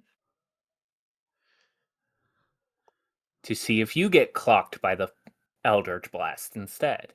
Okay. No. Max, it is on you.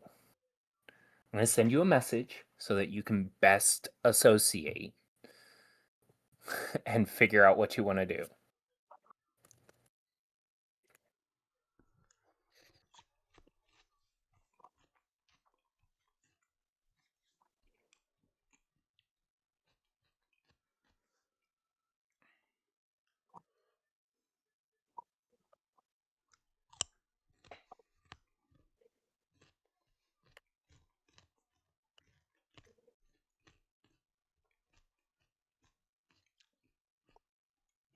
Do with that information what you will.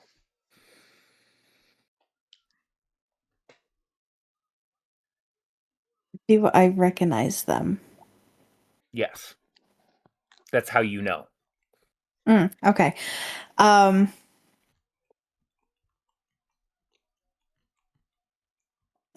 Fuck.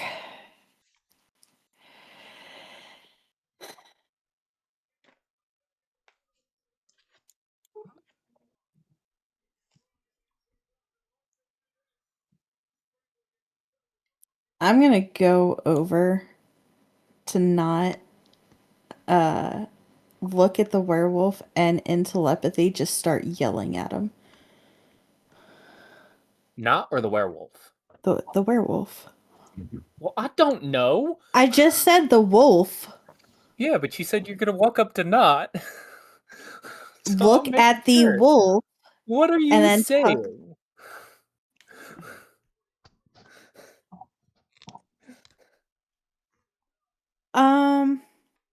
Basically, what the hell do you think you're doing? While like flailing my arms around? Anybody who speaks Sylvan will hear a response because werewolves don't know telepathy or how telepathy works. You will hear a response of, he harmed us first. He attacked us. He harmed the pack. Before refocusing back on Not.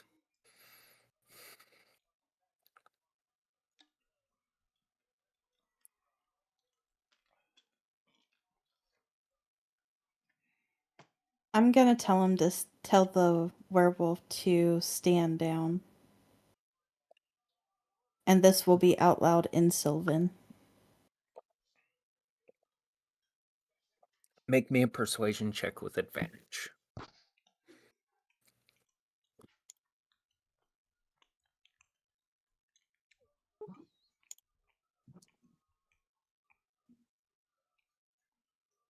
Damn, that sucks.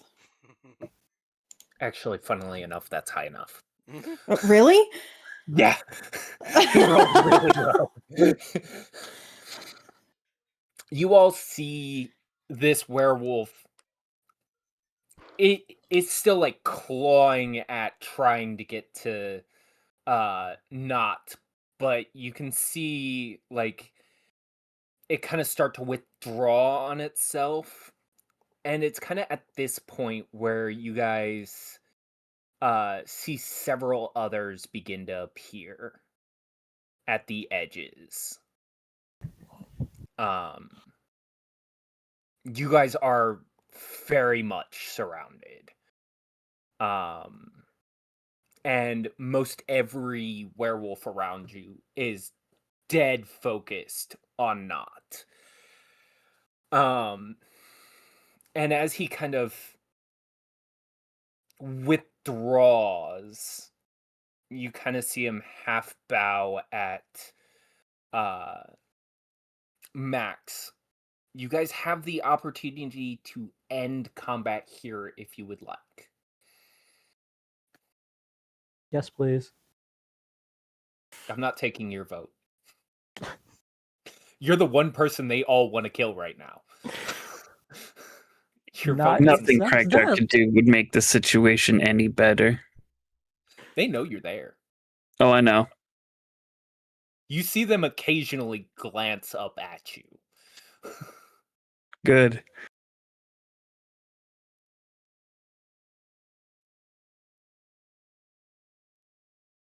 Can I just turn to Not and start yelling at him? Yes. Oh, yeah. You're more than welcome to. The question is what the rest of you guys are going to do.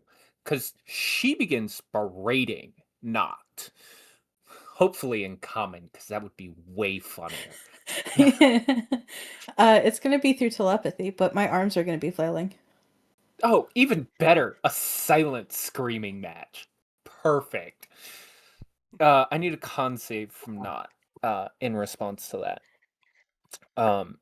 But Ash, Gaston, and Cragjaw, as you guys see Max begin to verbally berate Not in a silent manner. Can I just take the loss? Because Not's No, accepting I need of a everything con in this. save from you because it determines the effects that this is going to have. Okay. What are the rest of you guys going to do now that Not's done interrupting me? Can I move away? Not one. Yikes, bro. The werewolf kind of realizing he's standing pretty much on top of you is going to take a 5-foot step off of you and kind of pat your head. You were not the source of his anger, but you kind of got in the way. Well, he got in the way of me as well, I guess. So call it even. Okay, so your vote is to end combat?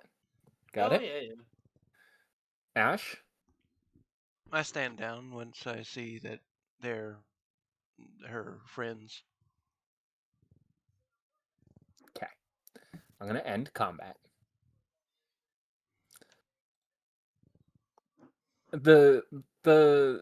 You see the one werewolf that you did end up hurting kind of focus in on himself, and you see the kind of poisonous energy that he had before begin to cleanse itself. This is a monk trait, which is something you would know.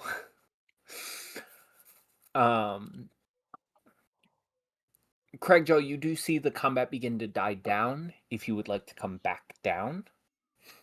I'm gonna start focusing on trying to shift back.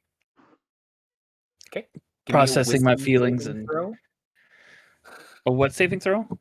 Wisdom, please. 15. 15.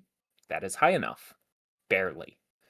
Again, you feel that hesitancy. This happened the last time you got stuck or forced into this form. It's almost like pulling at your skin as you begin to shift back, like thick oil being pulled off.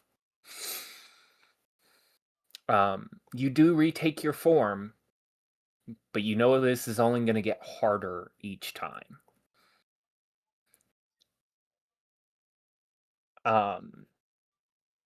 Not. You rolled a natural 1. I don't care that you have an 11 in Constitution. You are now permanently weak to psychic damage. Yay, frost he and alre- psychic. I was gonna say, isn't he already weak to something crazy? Like, Cold. Cold. What's funny is Mhm. both times he has gained a weakness is because of a natural 1.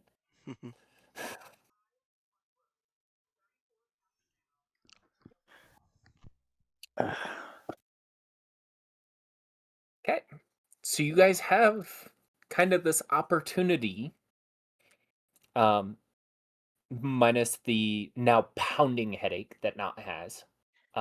You are not going to get the benefits of a long rest, and you are going to take your first stage of exhaustion. Yeah. All right. Well, The rest of you, if you would like,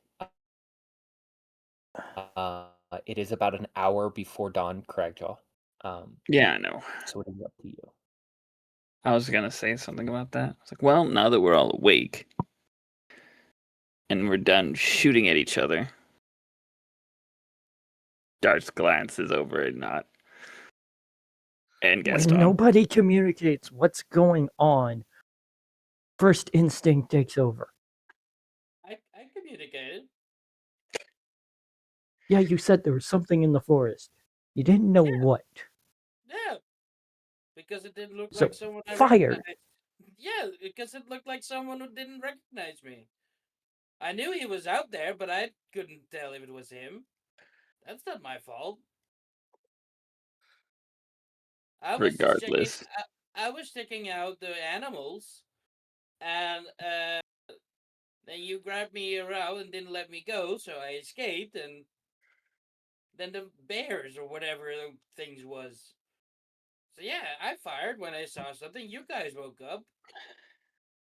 Then you fired your gun, and then it woke up all the werewolves around. Those Max knows, so I can handle myself. You don't need to babysit me. I might be small, but I'm not a baby, okay? No, but a threat to you is a threat to the party if everybody's asleep. Because if it takes you out, it could take everybody else out. I wasn't the only one who wasn't awake. Ranger was awake. And he There was disappeared up a tree. What I'm trying to tell is we have no communication on what we're trying to do. We're all doing separate things. Okay, I understand Cragjaw, while he's in big form, can't talk. But he technically I can at can. least. Then why haven't you done that yet? Because I haven't needed to. Alright, I'm done talking. I'm done. Regardless, we've got an hour till daybreak. We need to pack up, get ready to go, to be back on the road for as long as possible.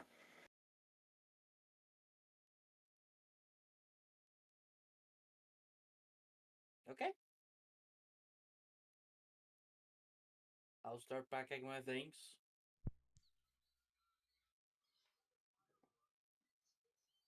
I'll And start relocating all the goods over to the road so we can get everything packed up quickly. Okay.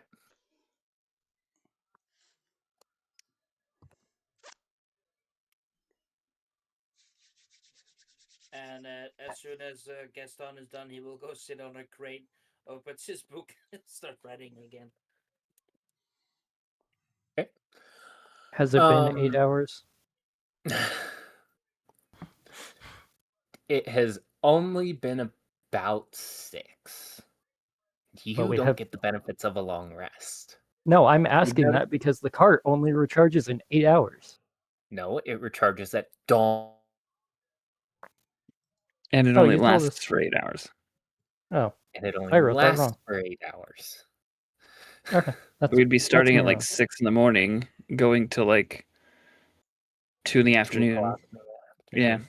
Yeah. Okay, For I take. wrote that wrong in my notes. Well, minus load time and deposit time. You guys never asked for a cart as a backup. Eh.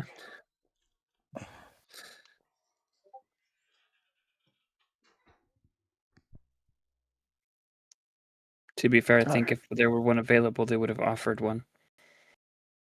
You never asked.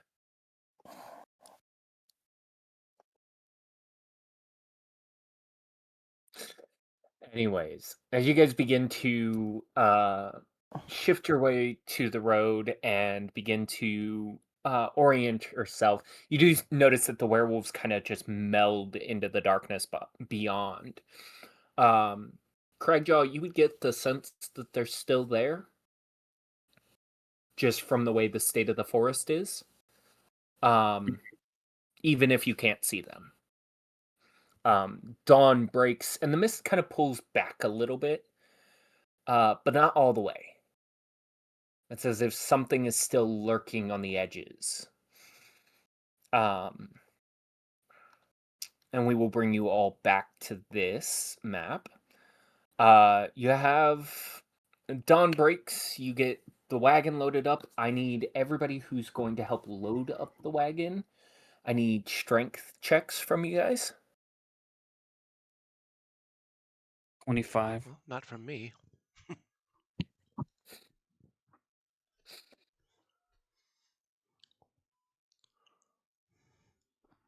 Max really wants to get going.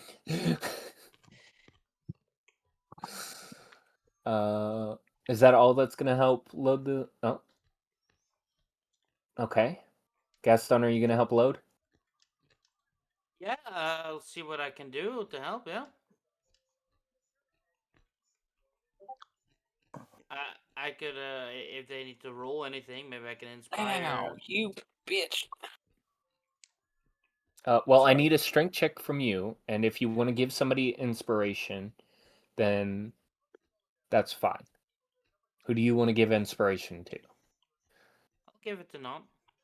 Okay. Not go ahead and roll a d6 alongside of that strength check. D8.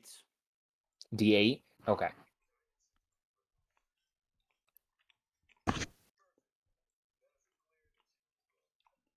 Not? There we go. I'm having problems. 17. Okay, yeah. So you guys actually managed to get it into that hour format. So you guys have 7 hours to travel. Knock off 2 hours of that, you've got another 5 hours of travel that you'll be able to do. You're making better time than predicted. You guys are actually ahead of schedule. So you guys were an hour ahead of schedule from yesterday. You'll be an hour ahead of schedule for today, which means you'll actually be able to get, further. That being said, Ash, for this day, how are you working out? It was a joke. Okay. Like, Okay. I'm so weak. Like, I need to start working out. Start doing push-ups. Yeah, some morning Um, push-ups. As you guys all begin to file in and traverse down the road, I believe Max is going to start up the conversations for today.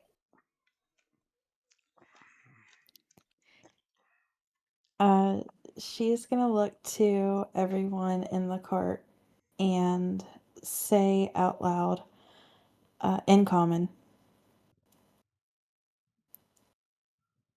next time you guys see shadows, wake me up.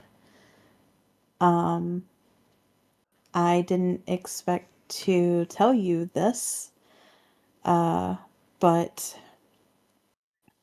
when I got my werewolf form and got accepted into the pack and all of that, I became the werewolf queen. They are there to protect me. And why did Okay. you feel not to tell us? Uh, because of events that I have talked with Bill about. Okay. It was not relative information for you guys to know Werewolves until aren't you attacked part of my pack. werewolves aren't relevant. Okay, got it. Sure. Okay. Um. Great. To be fair, I didn't know they were going to be circling me at all, given hours of the day. Well, that's kind of what you expect from a queen. It has its royal guard. I haven't taken up post yet. Well, still, then again, a princess, or at least a successor of the crown, still has a royal guard. That's the thing. They were ordered by Bill to protect me. I had no idea about it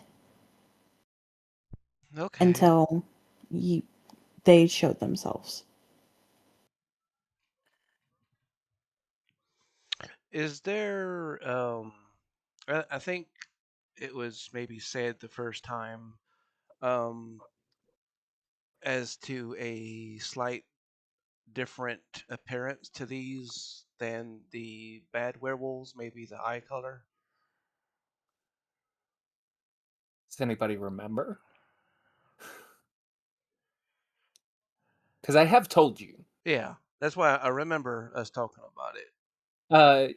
Yeah, so everybody would know that the difference between the group of werewolves that serve Strahd and the group actually no, Not doesn't know.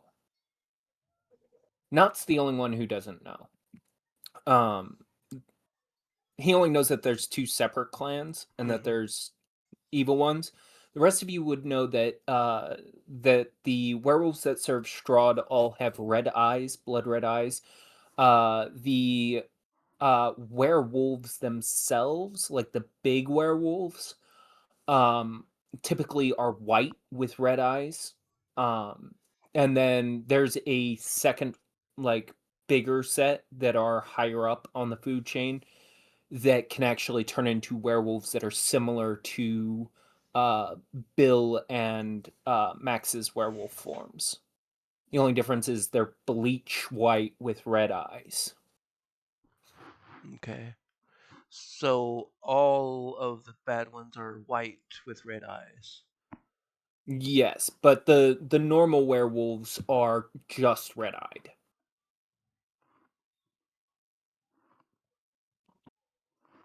S- uh, but So not there's three tierings. There's the regular werewolves that serve Strahd that just have red eyes.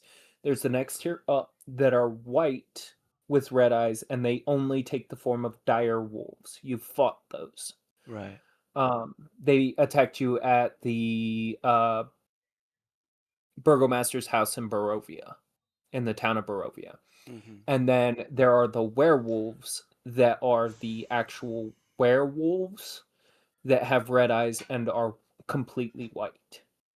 Okay. So the only difference to tell between Bill's clan of werewolves and a regular werewolf that serves Strahd is the red eyes. But they both have red eyes. All of the ones that serve Strahd have red eyes. Bill's werewolves don't. Okay. Bill does. Okay. So they just have kind of like brownish regular eyes. Yeah, Okay. brownish gold. Okay.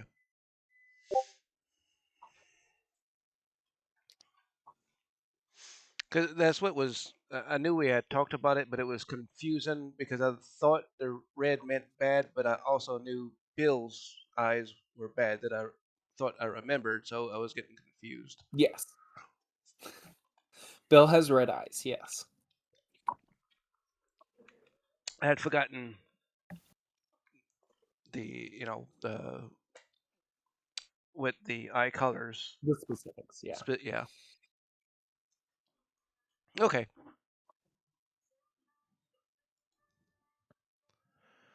All right, so we know now. Look for the eyes. If they're red, they're bad. If they're not, they're good. Bill, good with red eyes. You hear a soft voice in Sylvan that goes, "That is the simplest version of it." I don't know Sylvan, I don't think. Craig does. Max does. Oh, right, okay, I didn't know if it was just to me. I think everybody should. Nope. I have common, Not draconic, druidic, and elvish. does not. Just common Uh, and gnomish. Okay, so the only people getting this is Max and Craigjaw. Yep. Cool. Anybody want to play translator for this mysterious voice? I'll say, what do you mean by the simplest? Can you even. It's actually at this moment that you realize the voice is actually coming from next to you. It's coming from one of the wolves that has been protecting you. She goes, "Well, they are more protecting this area of the forest in general. Um, but yes, the werewolves with red eyes are the bad ones, and the ones with gold brownish eyes are the ones that are well, most easily identified as on our side. Um, they were protecting you because you were in the area. This is the direction their patrols more than likely took them.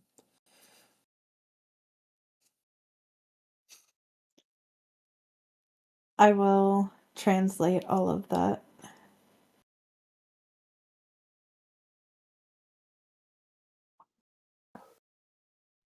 Well, we are sorry for the mix up and apologize. Oh, it would have been no problem if you hadn't hit them.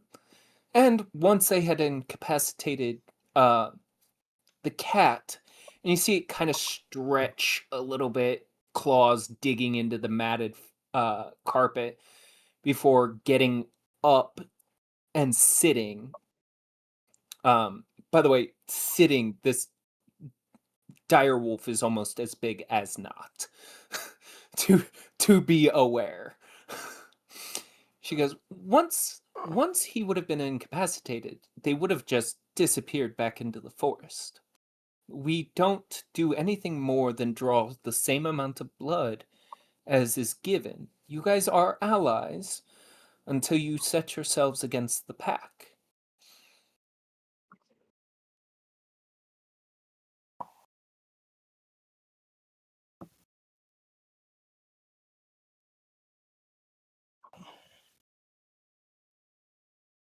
I'm sorry. But fuck, can we communicate, please? She's gonna slowly turn to look at you and go, maybe if something isn't attacking you, don't throw fire into a forest.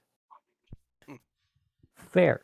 But I have allies who are jumping into trees, backing up because he's scared. And your And first nobody. thought is, I'm going to attack the thing the biggest guy in the room is afraid of? Yes. I wouldn't use the Because. word afraid. Cautious of. Yes, but you Yes. know, she's gonna kind of look at you and go, but you know better than to just attack something randomly in the forest. There are much bigger creatures than you in this place. And far more dangerous things than you.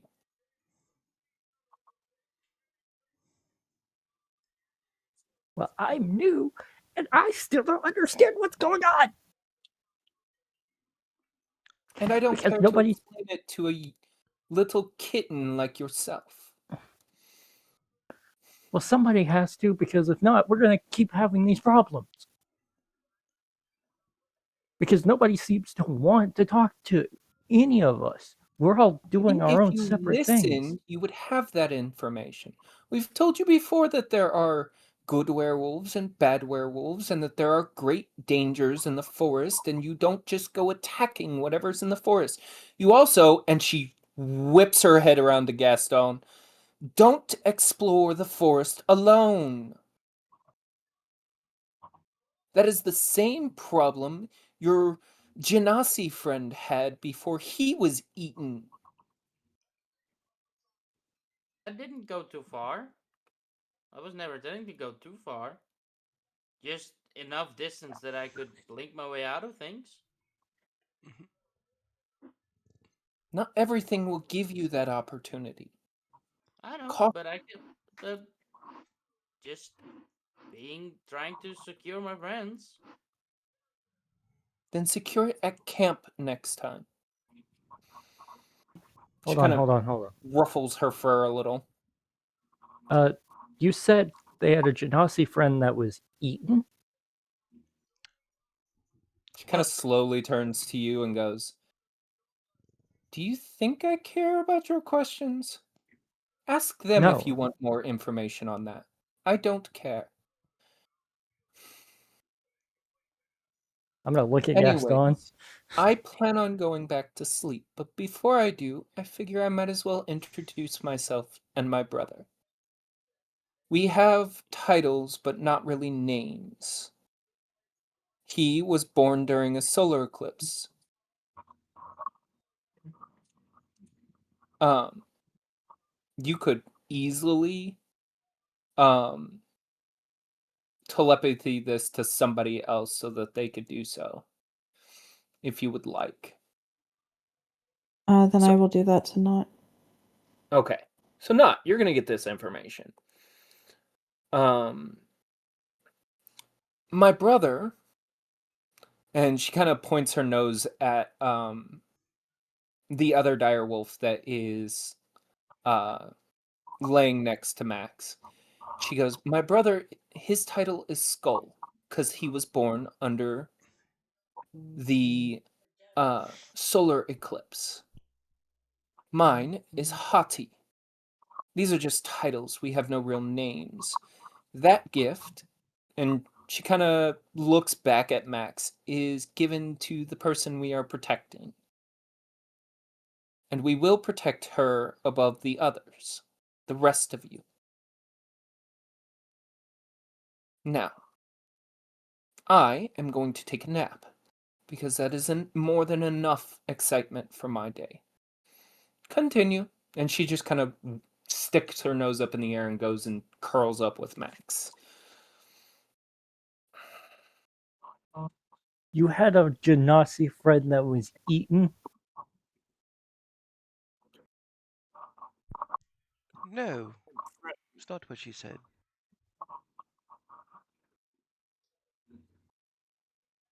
Friend is a word you could use, but patriot, sure.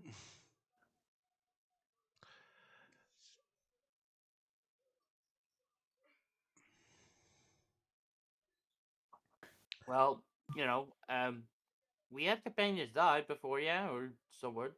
He told you about it before. Yeah, that they died, not that they were eaten. By a fish. It's a way of dying. Actually, one of the many things on my to-do list is to collect his remains to present to the Great Fae. Where is this giant fish? In the water. That's where fish are. It was the Sir Falls Bridge. Correct.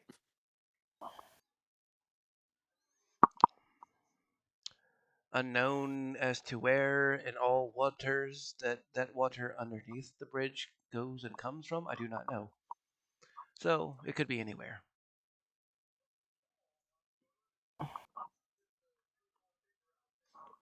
Actually, I no.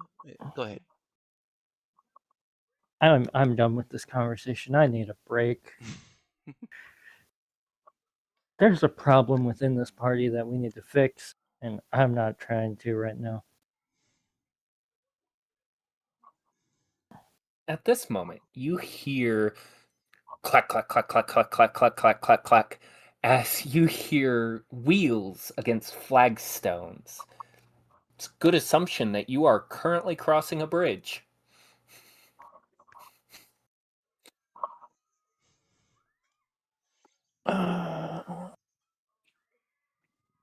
Nope. We're not dealing with it. No, not this water.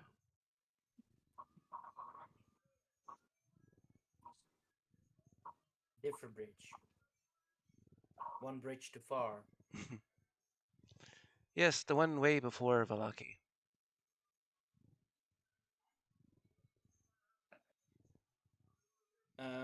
Yeah. So,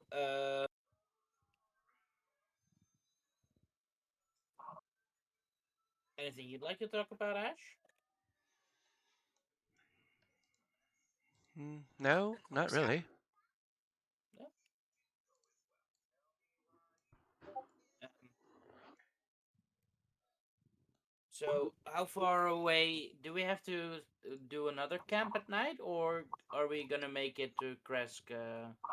You hear thump, thump, thump, thump, thump.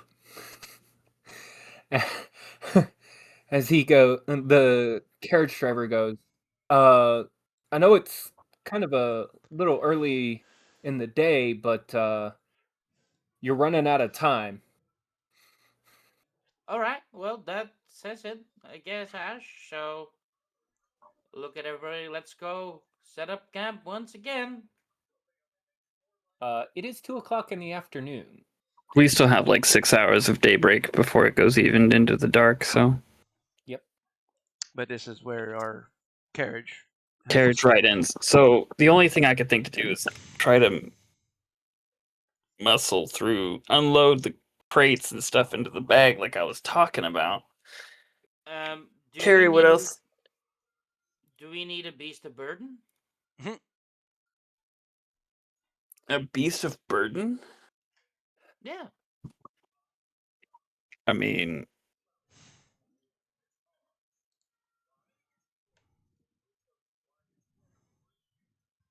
Ash. Yes.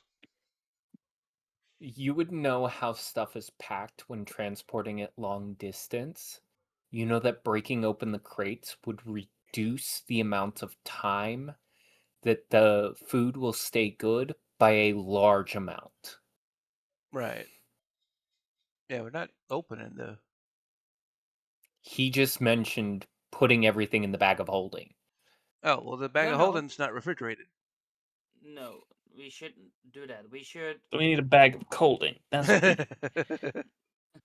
It wouldn't even fit in the bag of holding. Um, I am suggesting that I will become like a rhinoceros or something like that, and we can maybe try and, I don't know, makeshift like a little sled or like something like that. Try and carry shit.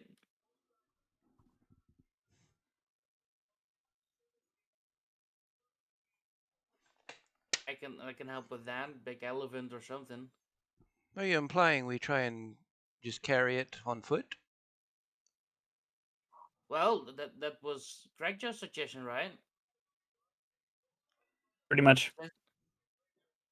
Why don't we just wait I to finish tomorrow? exactly, like for me, I said that we could set up camp, but it was Greg's suggestion. He's from this place, so he should know what's best. But for our mission, we should make sure that the supplies are as good as possible. So I'm just trying to find a way to compromise that we can still move on a bit, so we can speed it up a bit, but not damage our goods. So, uh, like I'm saying, I have things that I could use. Like I could become a beast to help carry things. I could. Uh, Did they so let's see. We left and we traveled, we slept. So was it like a little over 24 hours since we left? Like It one. has been a day and a half. It's been about 36 hours. Yeah. And did they say? Everybody is starting to get hungry, though. Yeah.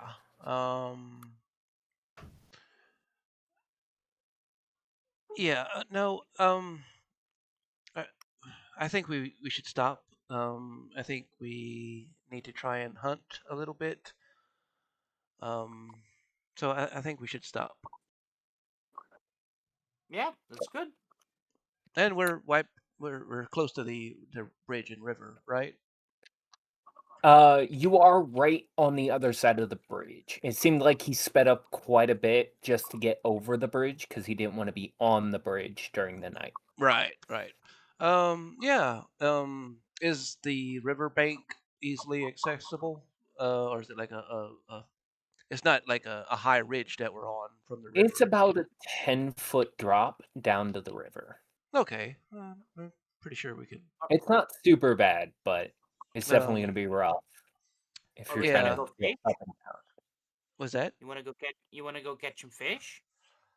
Well, I know I mean that's a possibility. I I do need to get some more Okay. water. How about Um, this? How about this? Figure out what you guys are going to do for the next few hours, whether it's, investigating the area, whether it might be doing some hunting or gathering and whatnot. We can take our first break here as we're figuring out what we all want to do, and come back at about 45, if everybody's okay with that. Give everybody time for a food break and a bathroom break and get up to stretch our legs and whatnot. And then come back and we can make decisions on what you guys want to do and everything like that. okay. Is that fair? Yeah. Cool.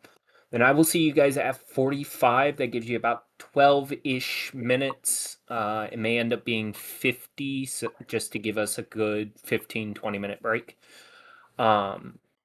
But then I will see you guys back at latest of 7:50 my time, Okay. which is about 16 minutes. All right. Yep. Alrighty. All We'll right. be I'll back be in a right few. back.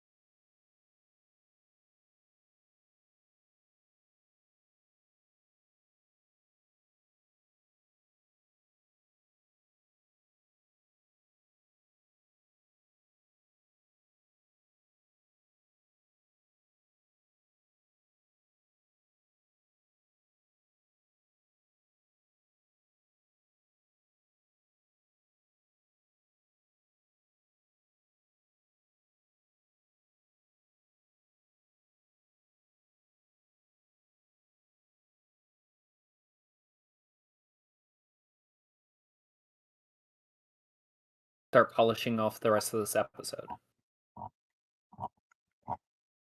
We'll probably need to step away in about 15-ish minutes to get the kid dinner.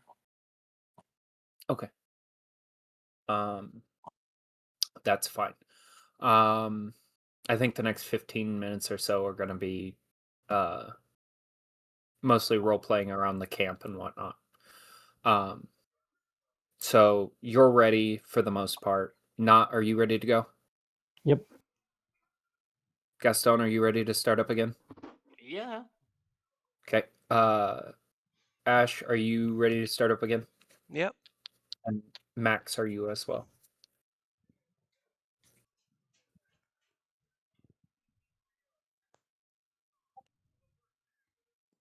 Okay. I'll shoot you a message. As you guys begin to scour the area, I would like to know what each person is doing. We will start with Ash, who was discussing possibly searching for food.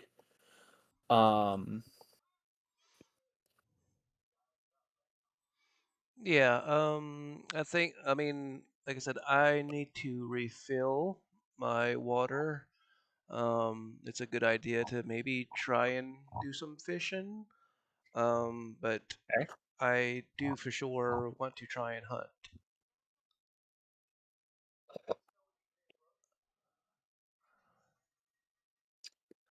All right. I need a survival check and a nature check. As you're doing that, Gaston, what are you doing? Yeah.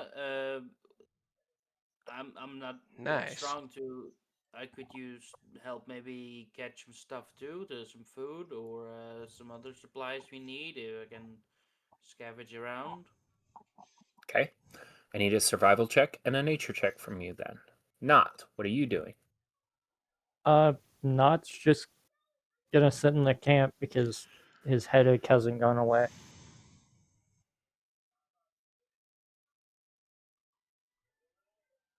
Okay.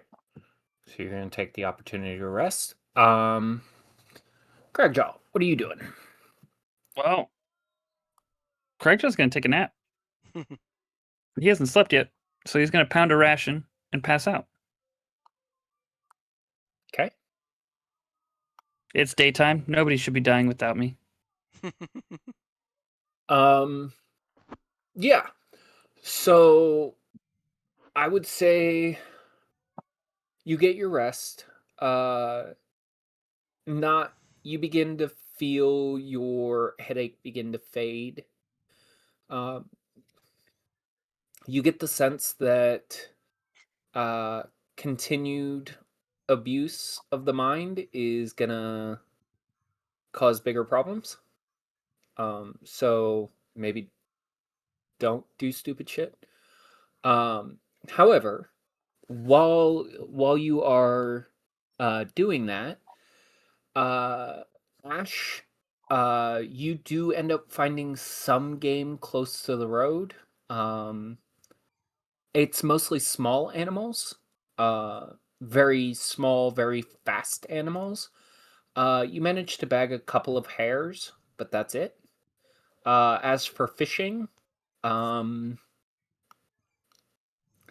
between you and Gaston, you guys are able to fish up a couple of fish, but it seems like the river flowing this way is very barren. And as you kind of look down the stream and off into the distance to the west, where this river flows to, as if flowing out of the lake that is farther up, it seems to fade off into a thick wall of mist that you guys can see. You don't know what feeds the waters at this point, because in theory it should flow the other way. But The water is sustained. It just seems like not a lot of the fish end up coming this direction. Gaston, you find a few edible berries. I would say enough for a day's ration if you wanted to preserve it. Sure. Otherwise, you guys have about 2 or 3 meals across all the food that you guys have obtained.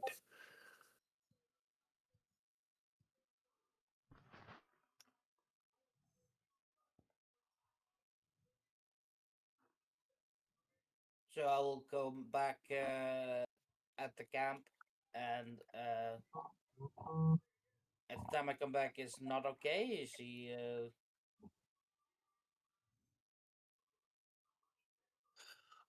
His headache seems to be wearing out and kind of waning.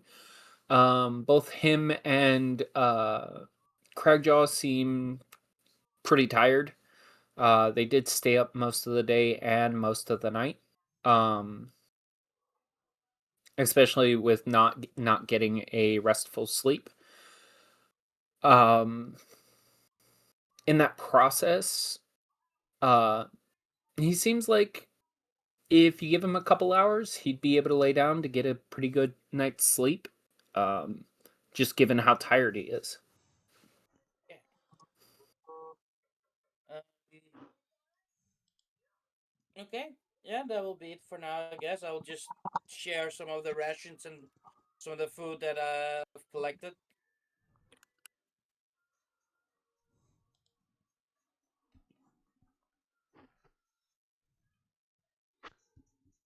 Okay. Um,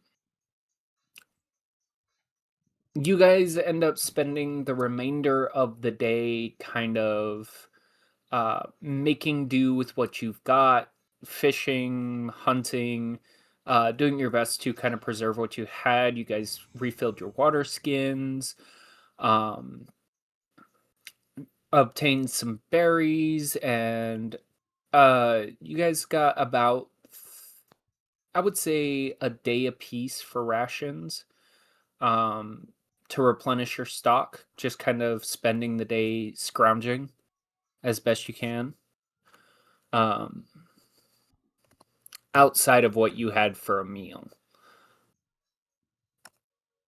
Um, I was gonna say one of the rabbits I'll prepare for my little one. Okay. Um yeah, he eats the whole thing. I need an animal handling check with advantage. Okay. Uh, 25.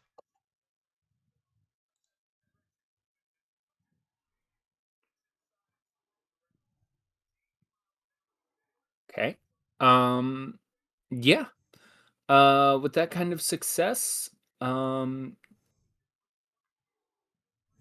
you're far ahead of schedule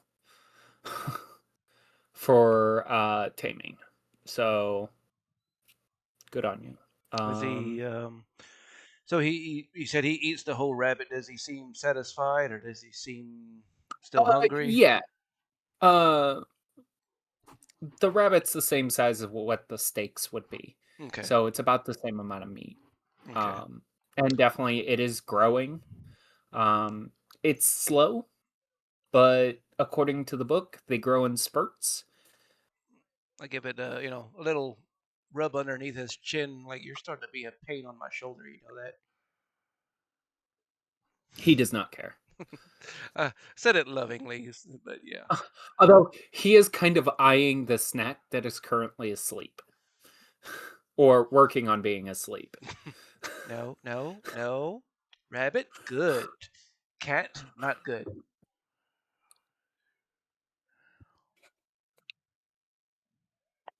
Um, that being said, as night begins to wane, Cragjaw, you would be the first to get up. And now would be a good time to for the rest of you guys to begin to take rests. Max in particular, I'm going to send you a message real quick before you respond to me.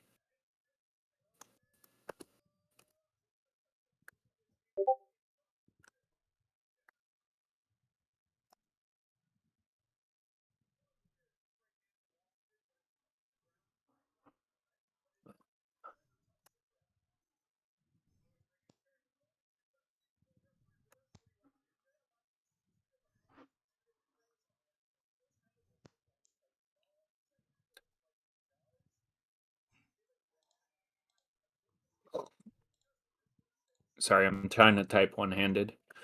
Now they know that. If you want me to tell the others, I will. Just let me know. As for the rest of you guys, this side of the bridge seems quiet. Do you guys want to set up a watch? What do you guys want to do as you begin to aim towards sundown? Ask Ash, how do you want to do this tonight? Well, I managed to get some sleep, so I'm going to be up and ready to actually do the guard duty without having to worry about being tired.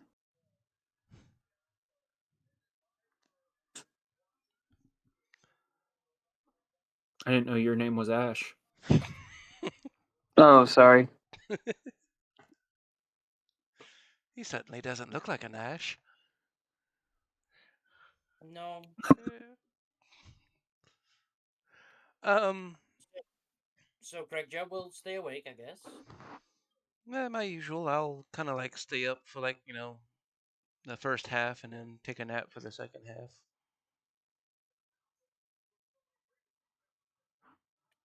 You want me to watch again?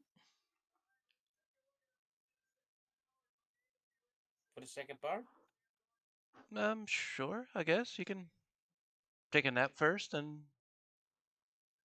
I'll wake you. Okay. Okay. Okay. You do see Max kind of curl up with the dire wolves and kind of tuck herself into the side. She does seem to stick near and close to the bridge, as if keeping close to the other side.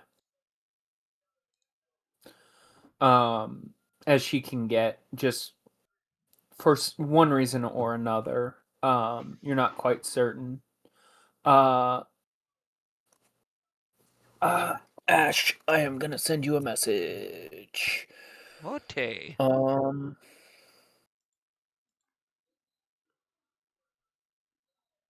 I can just quickly copy paste.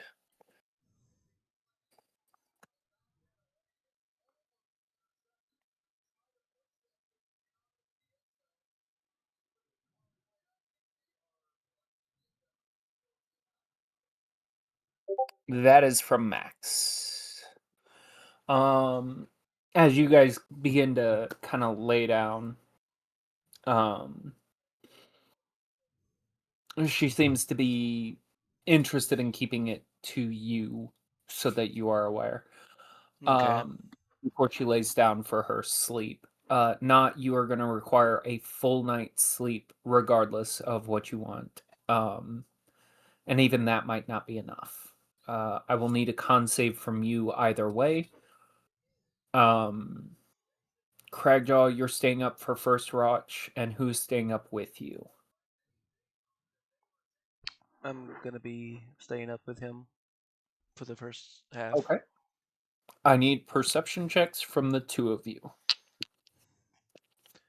Percepciones. And not, I need that con save, por favor. 50. I'm Laughed if that was a you're going to have to roll it for me, bud. Okay, I got you. +3.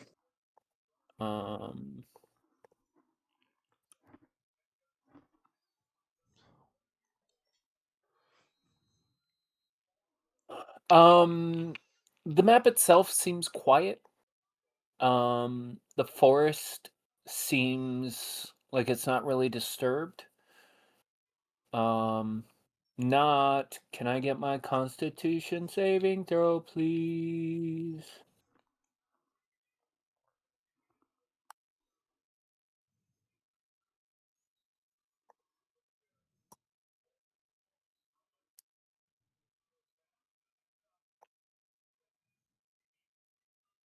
Not if you're saying anything, I can't hear you.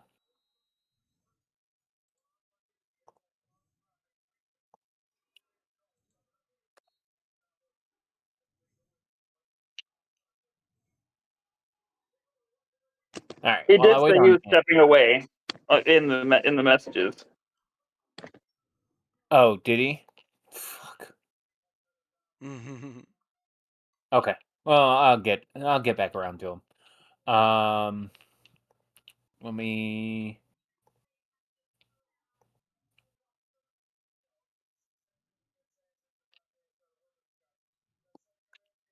Bam. That way, I don't have to worry about it. And you guys seem to have a uneventful night for the first half. Ash, as you begin to lay down, you would notice that it gets a lot colder towards the middle of the night.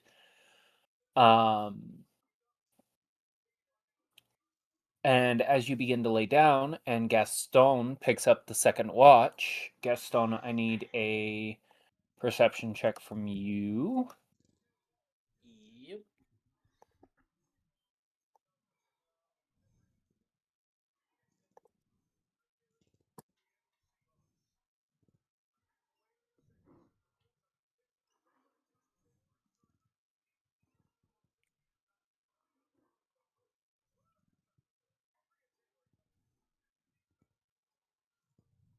Dreizehn. Okay. Yeah, and the second half of the night is very quiet. The second half of the night, though, you would all hear kind of towards the north, that you guys had just barely gotten missed by like a patrol of werewolves or something. But this was large creatures, much larger than what you've experienced so far. They seem to have been hunting something farther north and caught scent of something that dragged them further away north. You don't know what it was. You don't know what happened. But whatever it was, it probably saved you guys from a fight. You guys end up finishing off your long rest, and everybody does get the benefits of the long rest, possibly with the exception of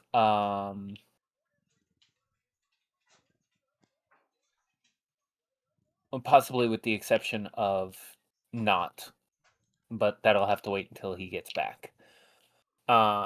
Morning dawns. Those of you that slept get the bonus benefits of a long rest. That includes Max, Ash, Gaston. Technically, Craig already got his. Not, we will figure that out once he gets back. And then in the morning, I need strength checks from everybody who is going to help load up the carriage again.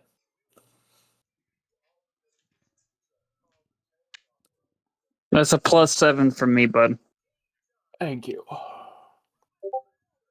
Strength save or strength check? Strength check.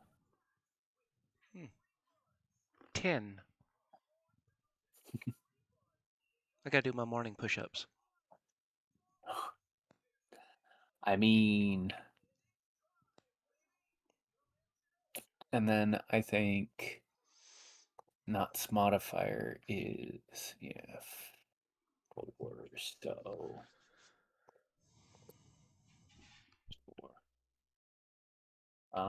yeah, between the four of you guys managed to save yet another hour There's like you guys got to get above a total of a 60 to reduce that hour off. That's why. The more people who work on it, the better.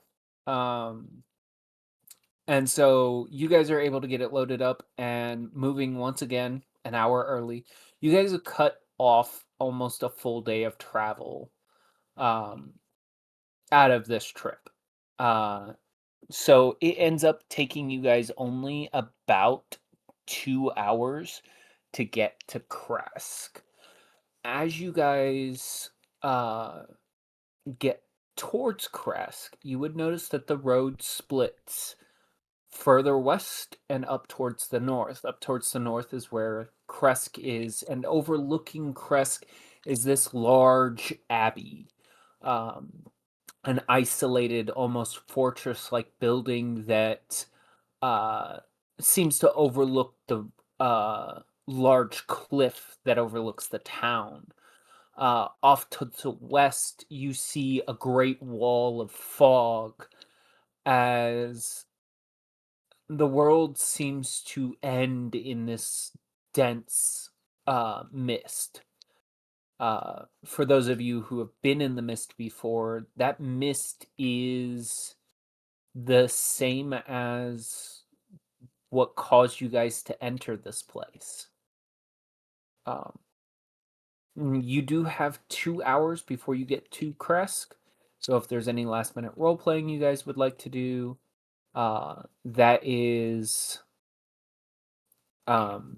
this is your opportunity to do so.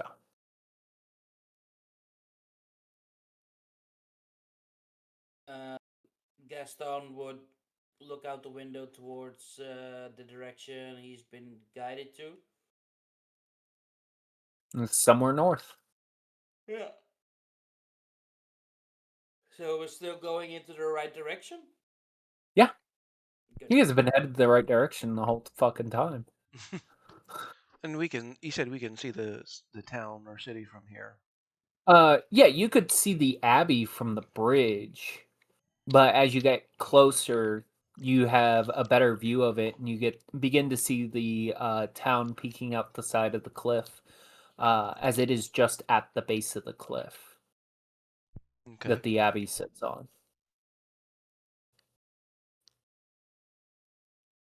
Yes, I believe that's Kresk. I believe so too.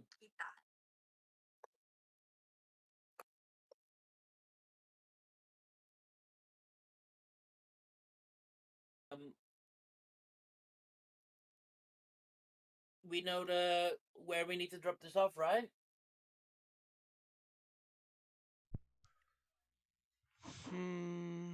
Ask Ash and look at everybody. Not exactly, but I'm sure we can figure it out. Did we not have a name of the? We had a name of the tavern, right? Or the provider? I don't know if we got the name of the burgomaster. You did not get the name of the burgomaster, no. But you do know that Max was handed a letter for the burgomaster.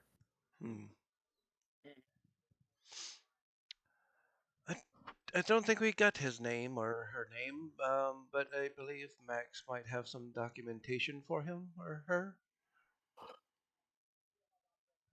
Okay.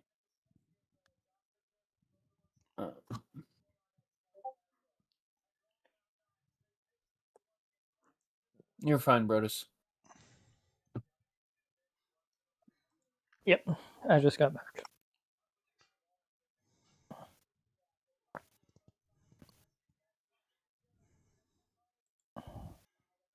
I will ask Brodus if he needs to talk about something before we head up into town.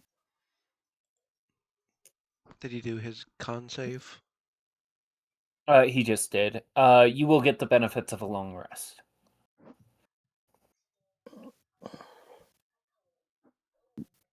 He's not to get look at Gaston. Do you want to talk about what happened back at the tavern before we left? Oh no, just I don't know if you need anything or have any questions or. No, I'm trying to make sure you're okay. I'm okay. You pushed me away. Well, yeah. Well, you know, still a bit Trouble, trying to trouble in the focus. boudoir. Well, well, trying to focus on myself for a bit at the moment. Like trying to get this It's much better chapter. with a partner. Yeah, well, there will be time for that at some point.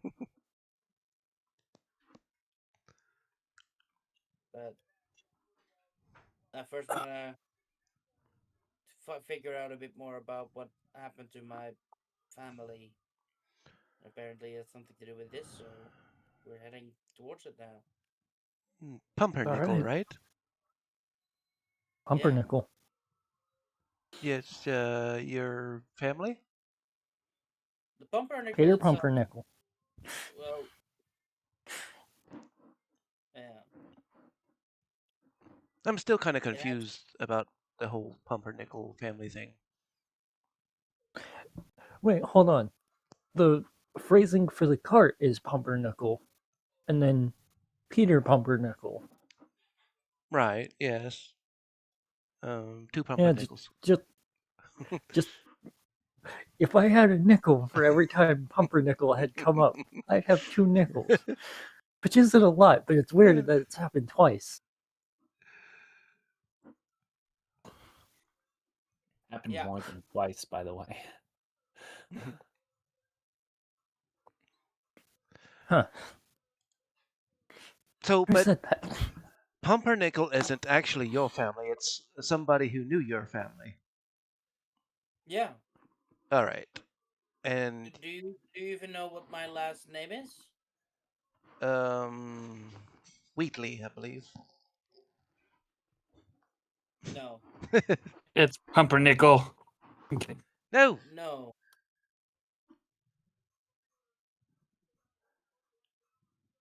Anyway, the pumpernickel. What I have learned so far from being in the Shadow Realm and all that kind of stuff, is that Pumpernickel was acquainted with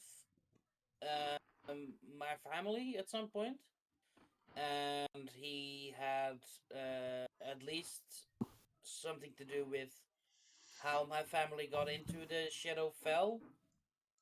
Well, a lot of gnomes to be certain, and yeah, so and that's why I have this book about the spell that he probably used to transport those people.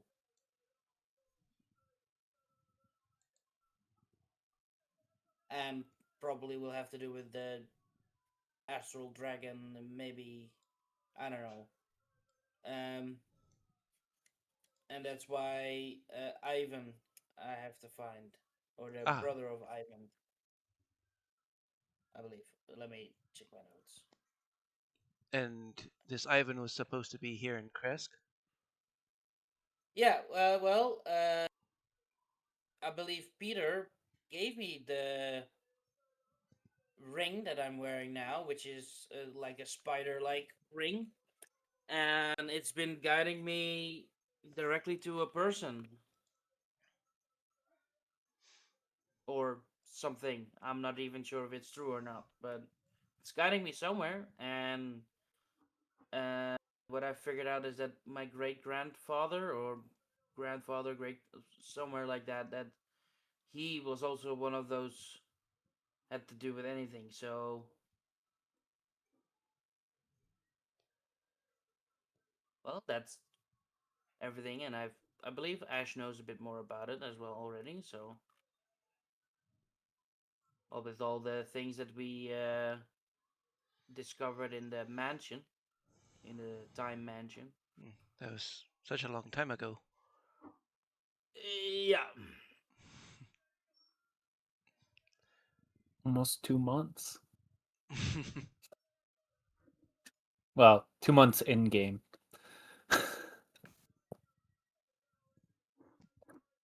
As you guys begin to wind down your conversation, the sharing of information that happened before anyone else had joined, you guys see a great stone wall begin to rise up in front of the town. This town itself is set like a fortress, but much like a fortress is guarded, you know, from one end to the other by many different guards. Oddly enough, the guards on this wall seem sparse. And as you guys begin to travel towards the gates, they begin to fall, slamming shut behind a older gentleman. The carriage stops in front. We're not going to use the carriage token for this map, simply because it's easier if we don't. And kind of a lordly fellow kind of stands in front of the gates, and he goes, "Halt! Who goes there? What business do you have in Kresk?" We bring food from Velaki. Delivery order. You are adventurers from outside this land, yes? Yes. Yes. What proof do I have that you are truly as you say? Adventurers such as yourself bring nothing but trouble to my town. Max, you're up. Do we have a work order or something? Yes, Max has it.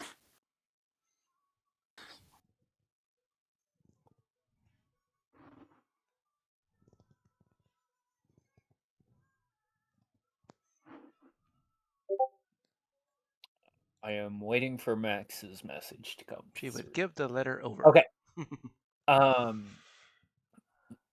He like as you approach him to give this letter, you would notice that archers kind of in the towers train their arrows on you guys as a group.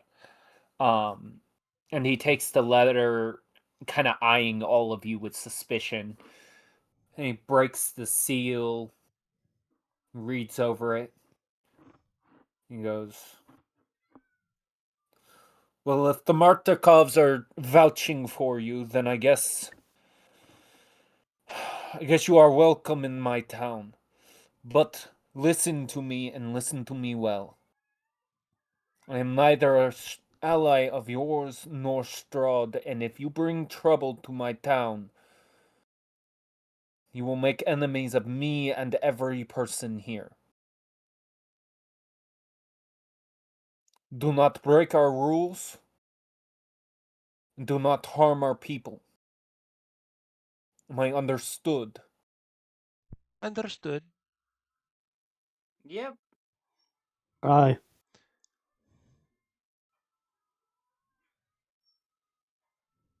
Mr. Tallman, are you going to respond?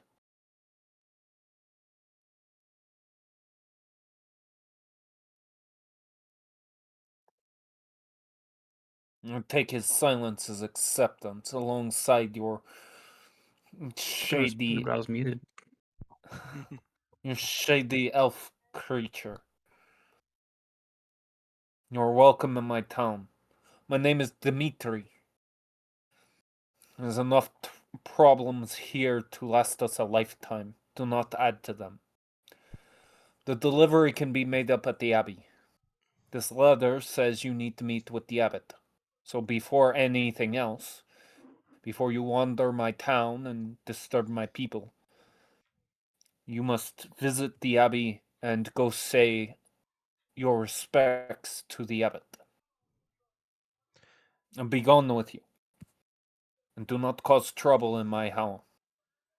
And kind of motions for the gates to open, and they do with a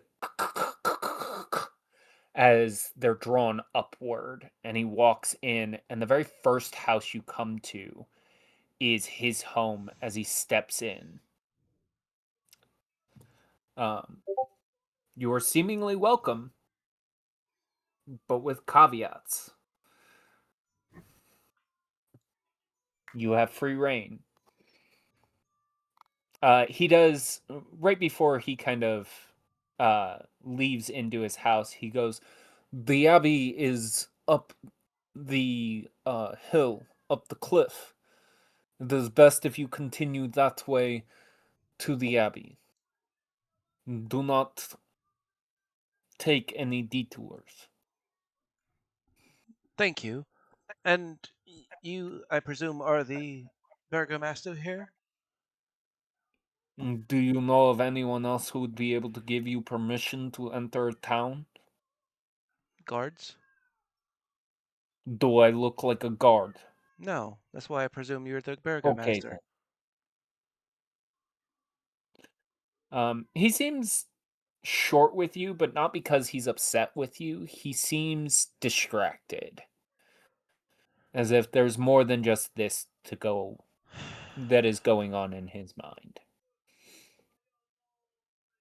Kind of opens his door and walks in and slams it shut behind him. Is everybody headed to the Abbey? Because I can just push us to that. Yep. Sure. Okay.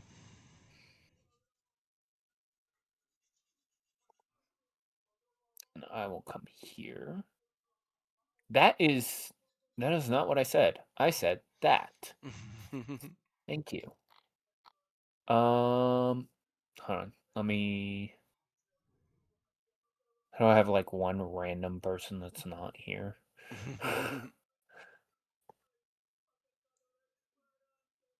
I am gonna do us all a favor and just copy paste everyone's tokens. Oh no.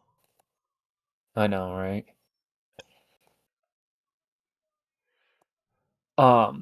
What you do notice is as you got to Kresk, snow began to fall. And much in the way you would as you get to the mountains, the roads themselves became slick with ice. I'm aware.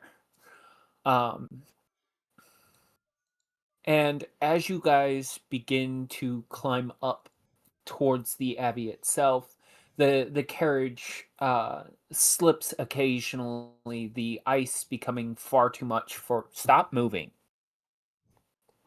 Far too much for the slope itself.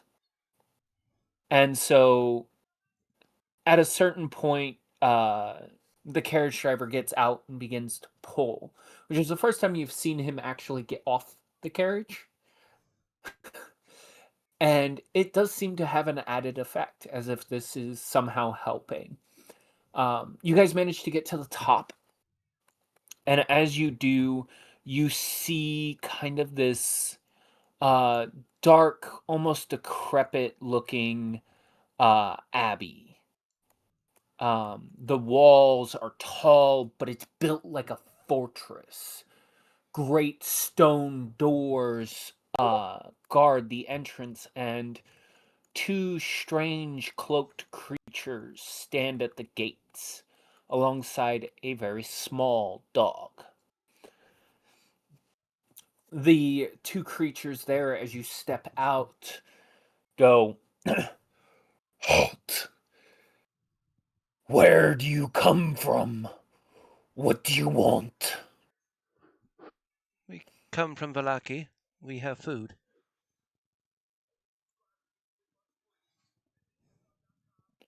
You have food. Who gave you permission to deliver it here? Danica? Martikov? That is not one of the people of Kresk. No, she's from Valaki. The innkeeper there. And do you think they have any say here? Well, if Who y'all... here has vouched for you?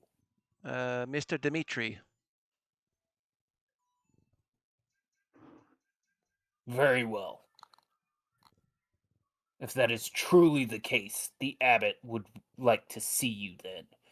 and each one kind of places their hand on the door, and with great hunching, mind you, these guys are just barely taller than Max.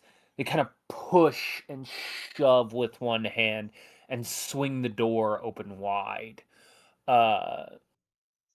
You guys begin to drive the carriage inward. And they go, "Halt! No further with your horse-drawn wagon. Unload it here, and we will bring it to the storage." Oh, well, y'all are too kind. Kindness is not the case. It is simply our duty, a request by the abbot. Well, as y'all wish. We will start unloading the cart or the wagon. Okay. I need strength checks from everybody involved. All right, push-ups. Don't fail me now. Natural 20. Hey, I'm getting stronger. 13.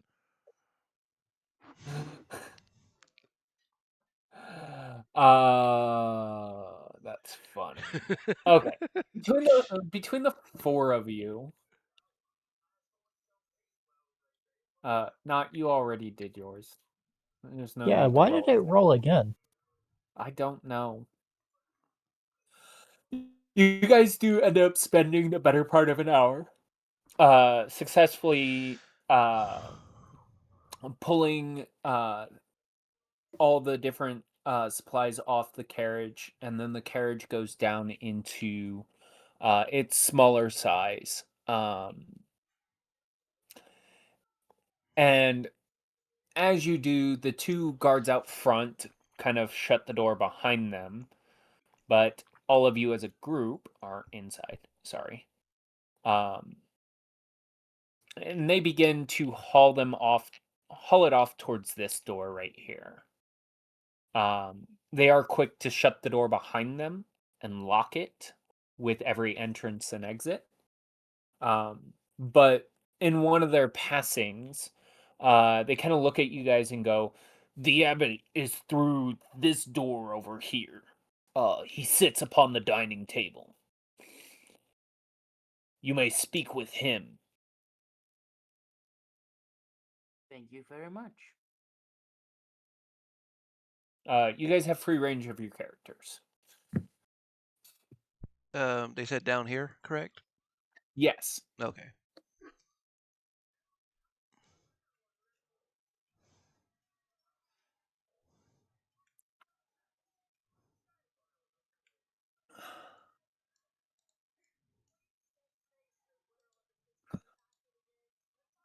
Um, I like how everybody just kind of lined up at the door and waited. well, I was gonna see. Do we knock? Con save, everybody. God damn it! Is this magic? Nope, not technically. 23 Stop effort. making me roll con saves for 2 minutes. Oh, this is gonna be so rough. Okay. Everybody but Craigjaw are temporarily blinded. What you guys get hit with is what feels like the sun. You don't take any damage from this, but for those of you more magically inclined towards the religious side, you guys would know this as the daylight spell.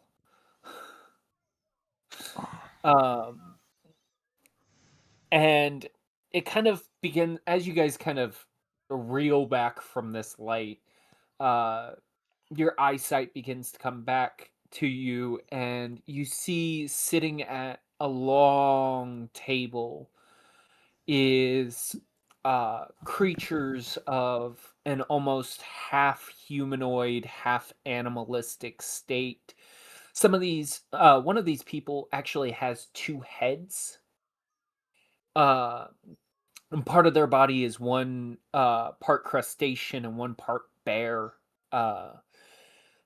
you do see an oddly fair-looking lady at one end of the table, and what appears to be a young man at the other. Not, are you gonna fucking move? I was trying to, but PC's not allowing me to. He Okay, was I got you. blinded by the light. Exactly. Blinded by the light. I'm having computer problems.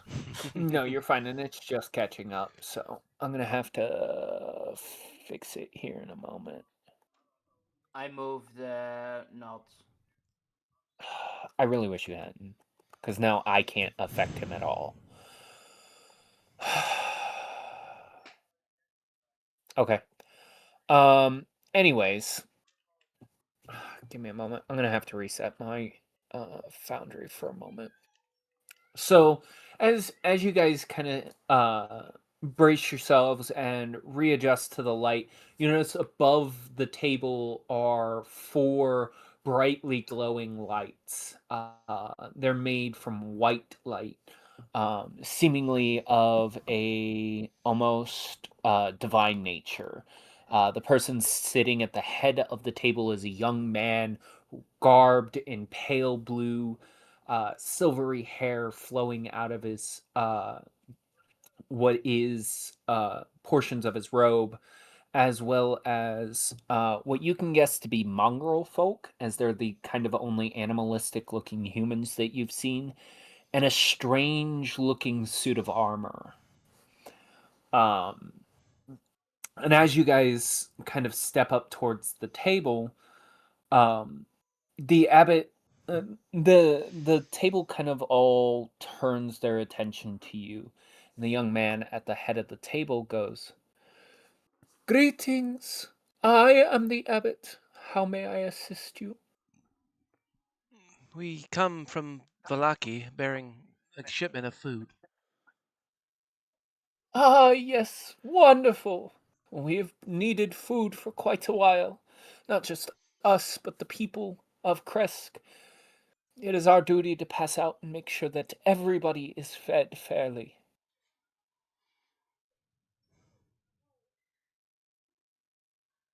That's very honorable and kind. And what brings you to the Abbey? Well, we were instructed to deliver the food here, Indeed. and Was that all? isn't Irina supposed to be with us? I was wondering who would notice. Oh yes.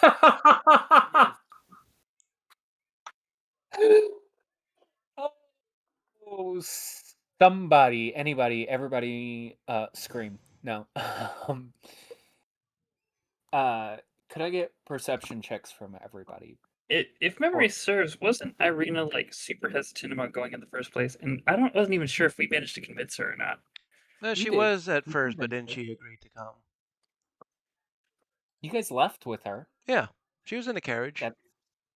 At I rolled a some point, 6. at some point, she went missing, and nobody questioned it. Well, it wasn't never said that she went missing.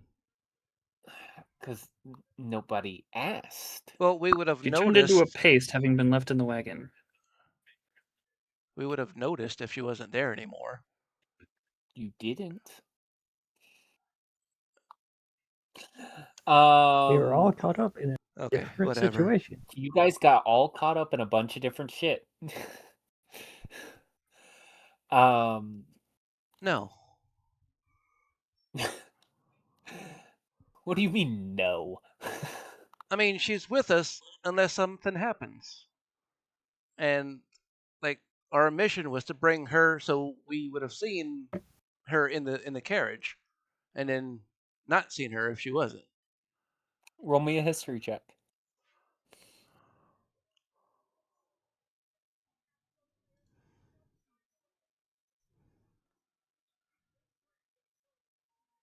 Okay, 6.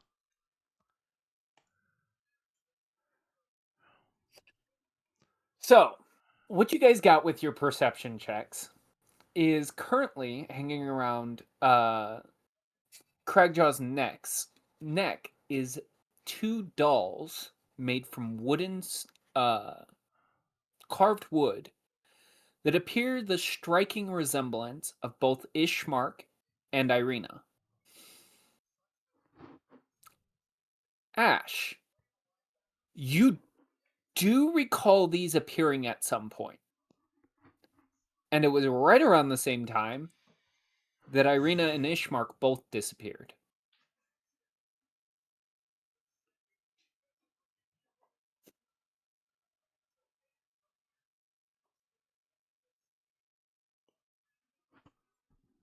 So Craigjaw turned them into a necklace? Craigjaw didn't do shit about it. Well, he's wearing them apparently. He might be. You don't know. That's not your kind of magic. I'm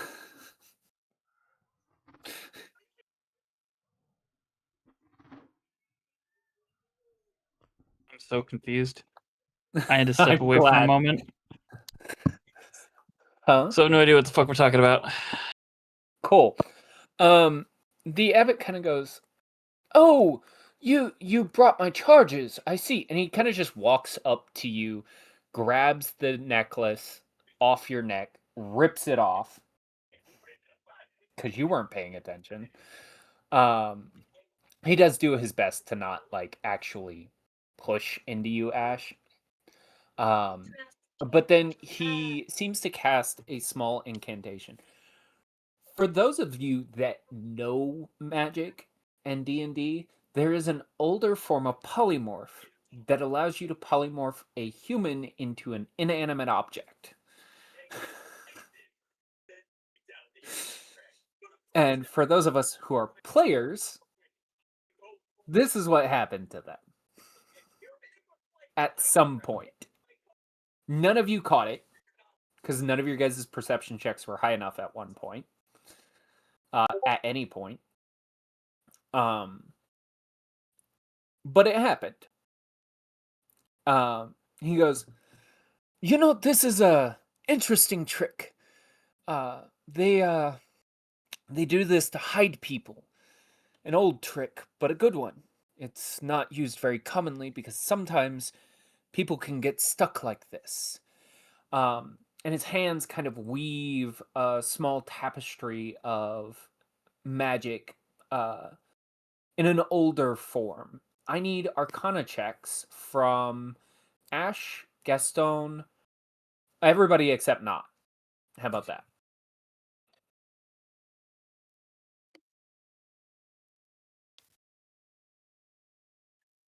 All because my magic I have no control over.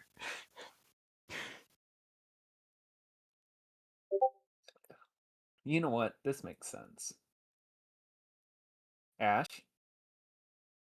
Perfect. 12. Oof. Okay. Well, you know what? This makes sense. This makes sense for Gaston. The rest of you guys, as you guys kind of watch him weave this magic, none of you guys can kind of get a grasp on what it means. Gaston, you do. And you do get a benefit from this, but I'm going to have to reach out and tell you what it is later.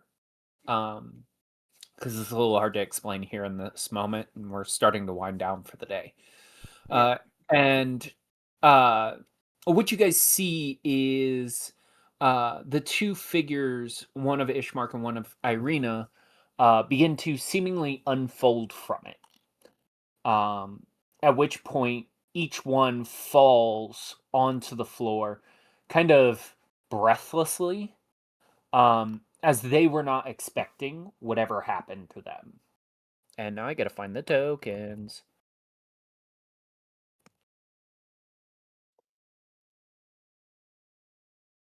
Okay.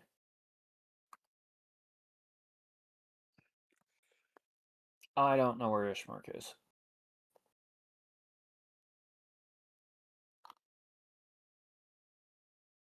Okay, just pretend Ishmark's there. Because I can't find Ishmark and Irina both land side by side of each other and goes, Ishmart goes, that was uh that was terrifying. I thank you so much. I have never and want to never experience that again. Oh my god.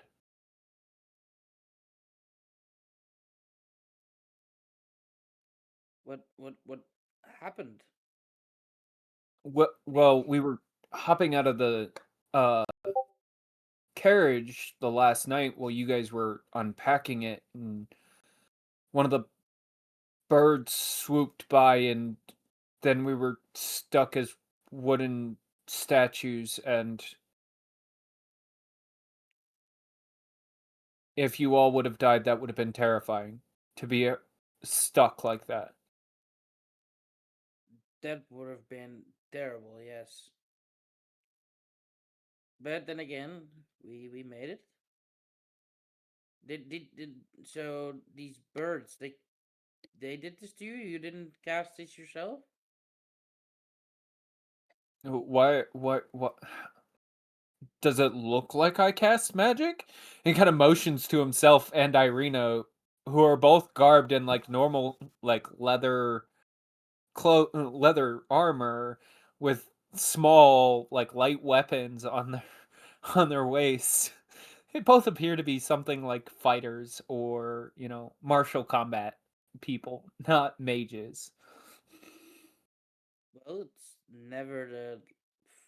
It's could always lied or hidden something. You never know. Why would I have reason to lie to you? You guys have been helping us this whole time. I know. It's just that just asking. It's just to make sure. Like sometimes people find out they can cast something. Anyway, um, right. We were here to help you guys, and here we are.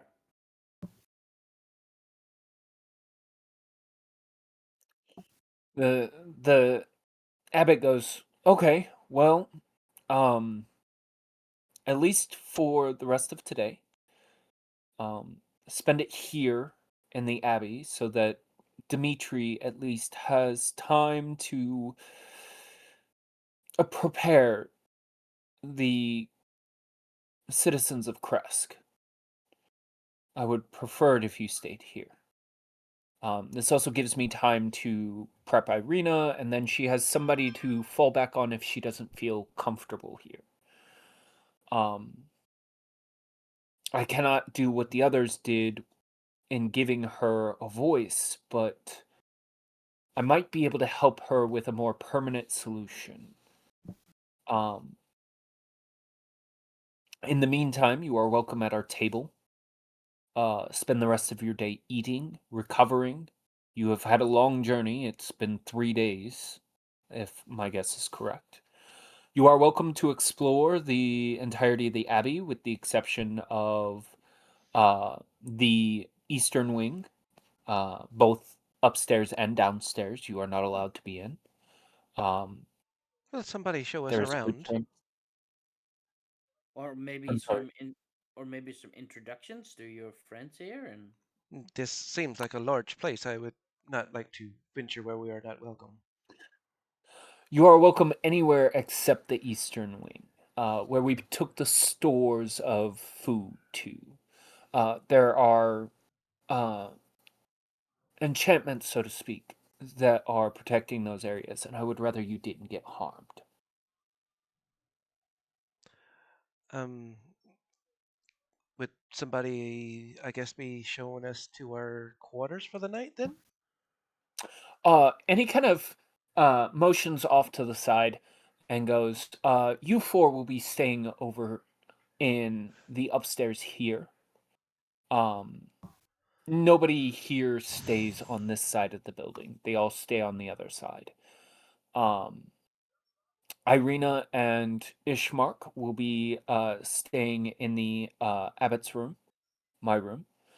Um, and that way they have some comfortability. It is uh, on the second floor, but it is one of the eastern rooms, and I do ask that you respect that. It is separated from the rest, so um, it's very easy to identify which room it is, as it is the one furthest from the main entrance. Just to give you an idea, in case you do end up hearing a cry for help, that is where you're going. The young lady in the back, she has a guest, I believe, and more than likely he will be stealing her when he has an opportunity. Um, as for introductions, the armor there is simply called the Raven armor. I do not know where he came from, but all are welcome in my home. This abbey is the Abbey of the Morning Lord, so all are welcome. Each of these are people recovering from uh, sickness and what have you. I have not taken time to learn their names. I do apologize. Some of them are new arrivals, and some are people I get in and out. It's hard to keep track of everyone. As for the young lady, Marzina, this young lady right here is Marzina, and that is Cloven. Cloven is the only one who can direct the Bellevues, which is young Marzina here, the two gate guards that you passed on the way, and there's another one hidden around. I suggest not checking the well. He likes to hide in there and is very aggressive when he gets spotted. As for the young lady, that is Vasilka. She is the bride of Strahd. One of them, at least. Um, I do not have specifics, but she seems mostly catatonic to my knowledge. So she's one of Strahd's brides? Indeed, But she stays here? she is catatonic. Do you know what that means? Um, It means it, there's no lights behind the eyes. It means there's nothing there. She does not speak, she does not interact. but She barely eats. why is she not with him? That is a good question. All I know is that she came here one day and we've been giving her sanctuary since. This place is free from prying eyes, so I am not worried about it. She'll kind of. Although, She'll kind of like. Is she in any danger to us? she's not harmed anyone yet. There are Uh, far less powerful people for her to harm here than you guys. I'm just making sure.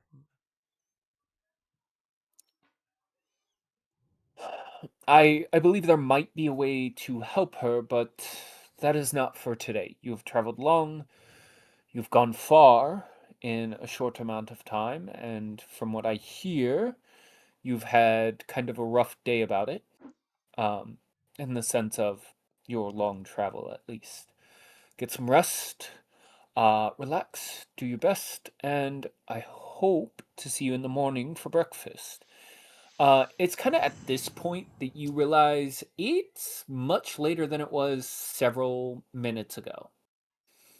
As if that blinding flash of light did a lot more than just blind you temporarily.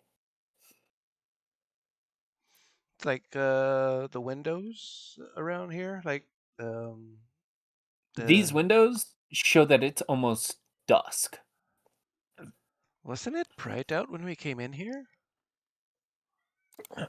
You Yes. did you did stand there for a couple of hours with the door open. Yeah, what the hell was at that noon. about? It typically happens with new people who enter the Temple of Lathander. Uh, we don't know why. We do know it has something do with the Martikovs, but I don't have specifics. It's happened since before I came here. And that was quite a while ago. Do you know how many years ago that was? Oh, several hundred? Would you say maybe 700 years ago? Or is that too much? Don't feel like it's been that long, but my perception of time is skewed. So there's a possibility? No, I don't believe it's been that long. Okay. Just Only checking. 650, not 700. No, if I had to take a stab at it, I would say closer to 400 years ago. The fall of the mist. I remember hearing something about that, but that was before I came here.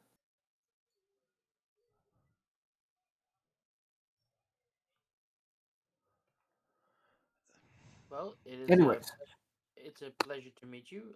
My name is Gaston.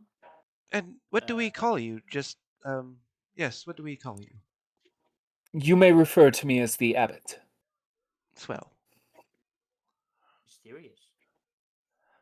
Well, the only other name you would know me by is the Angel of Krusk. And there is no sense in calling me that. Now, is there? You never know, maybe. I would prefer it if you didn't use that title, Well, then I know. as that could possibly get you killed. Well, we won't be using it then. Indeed. So the abbot works. It works.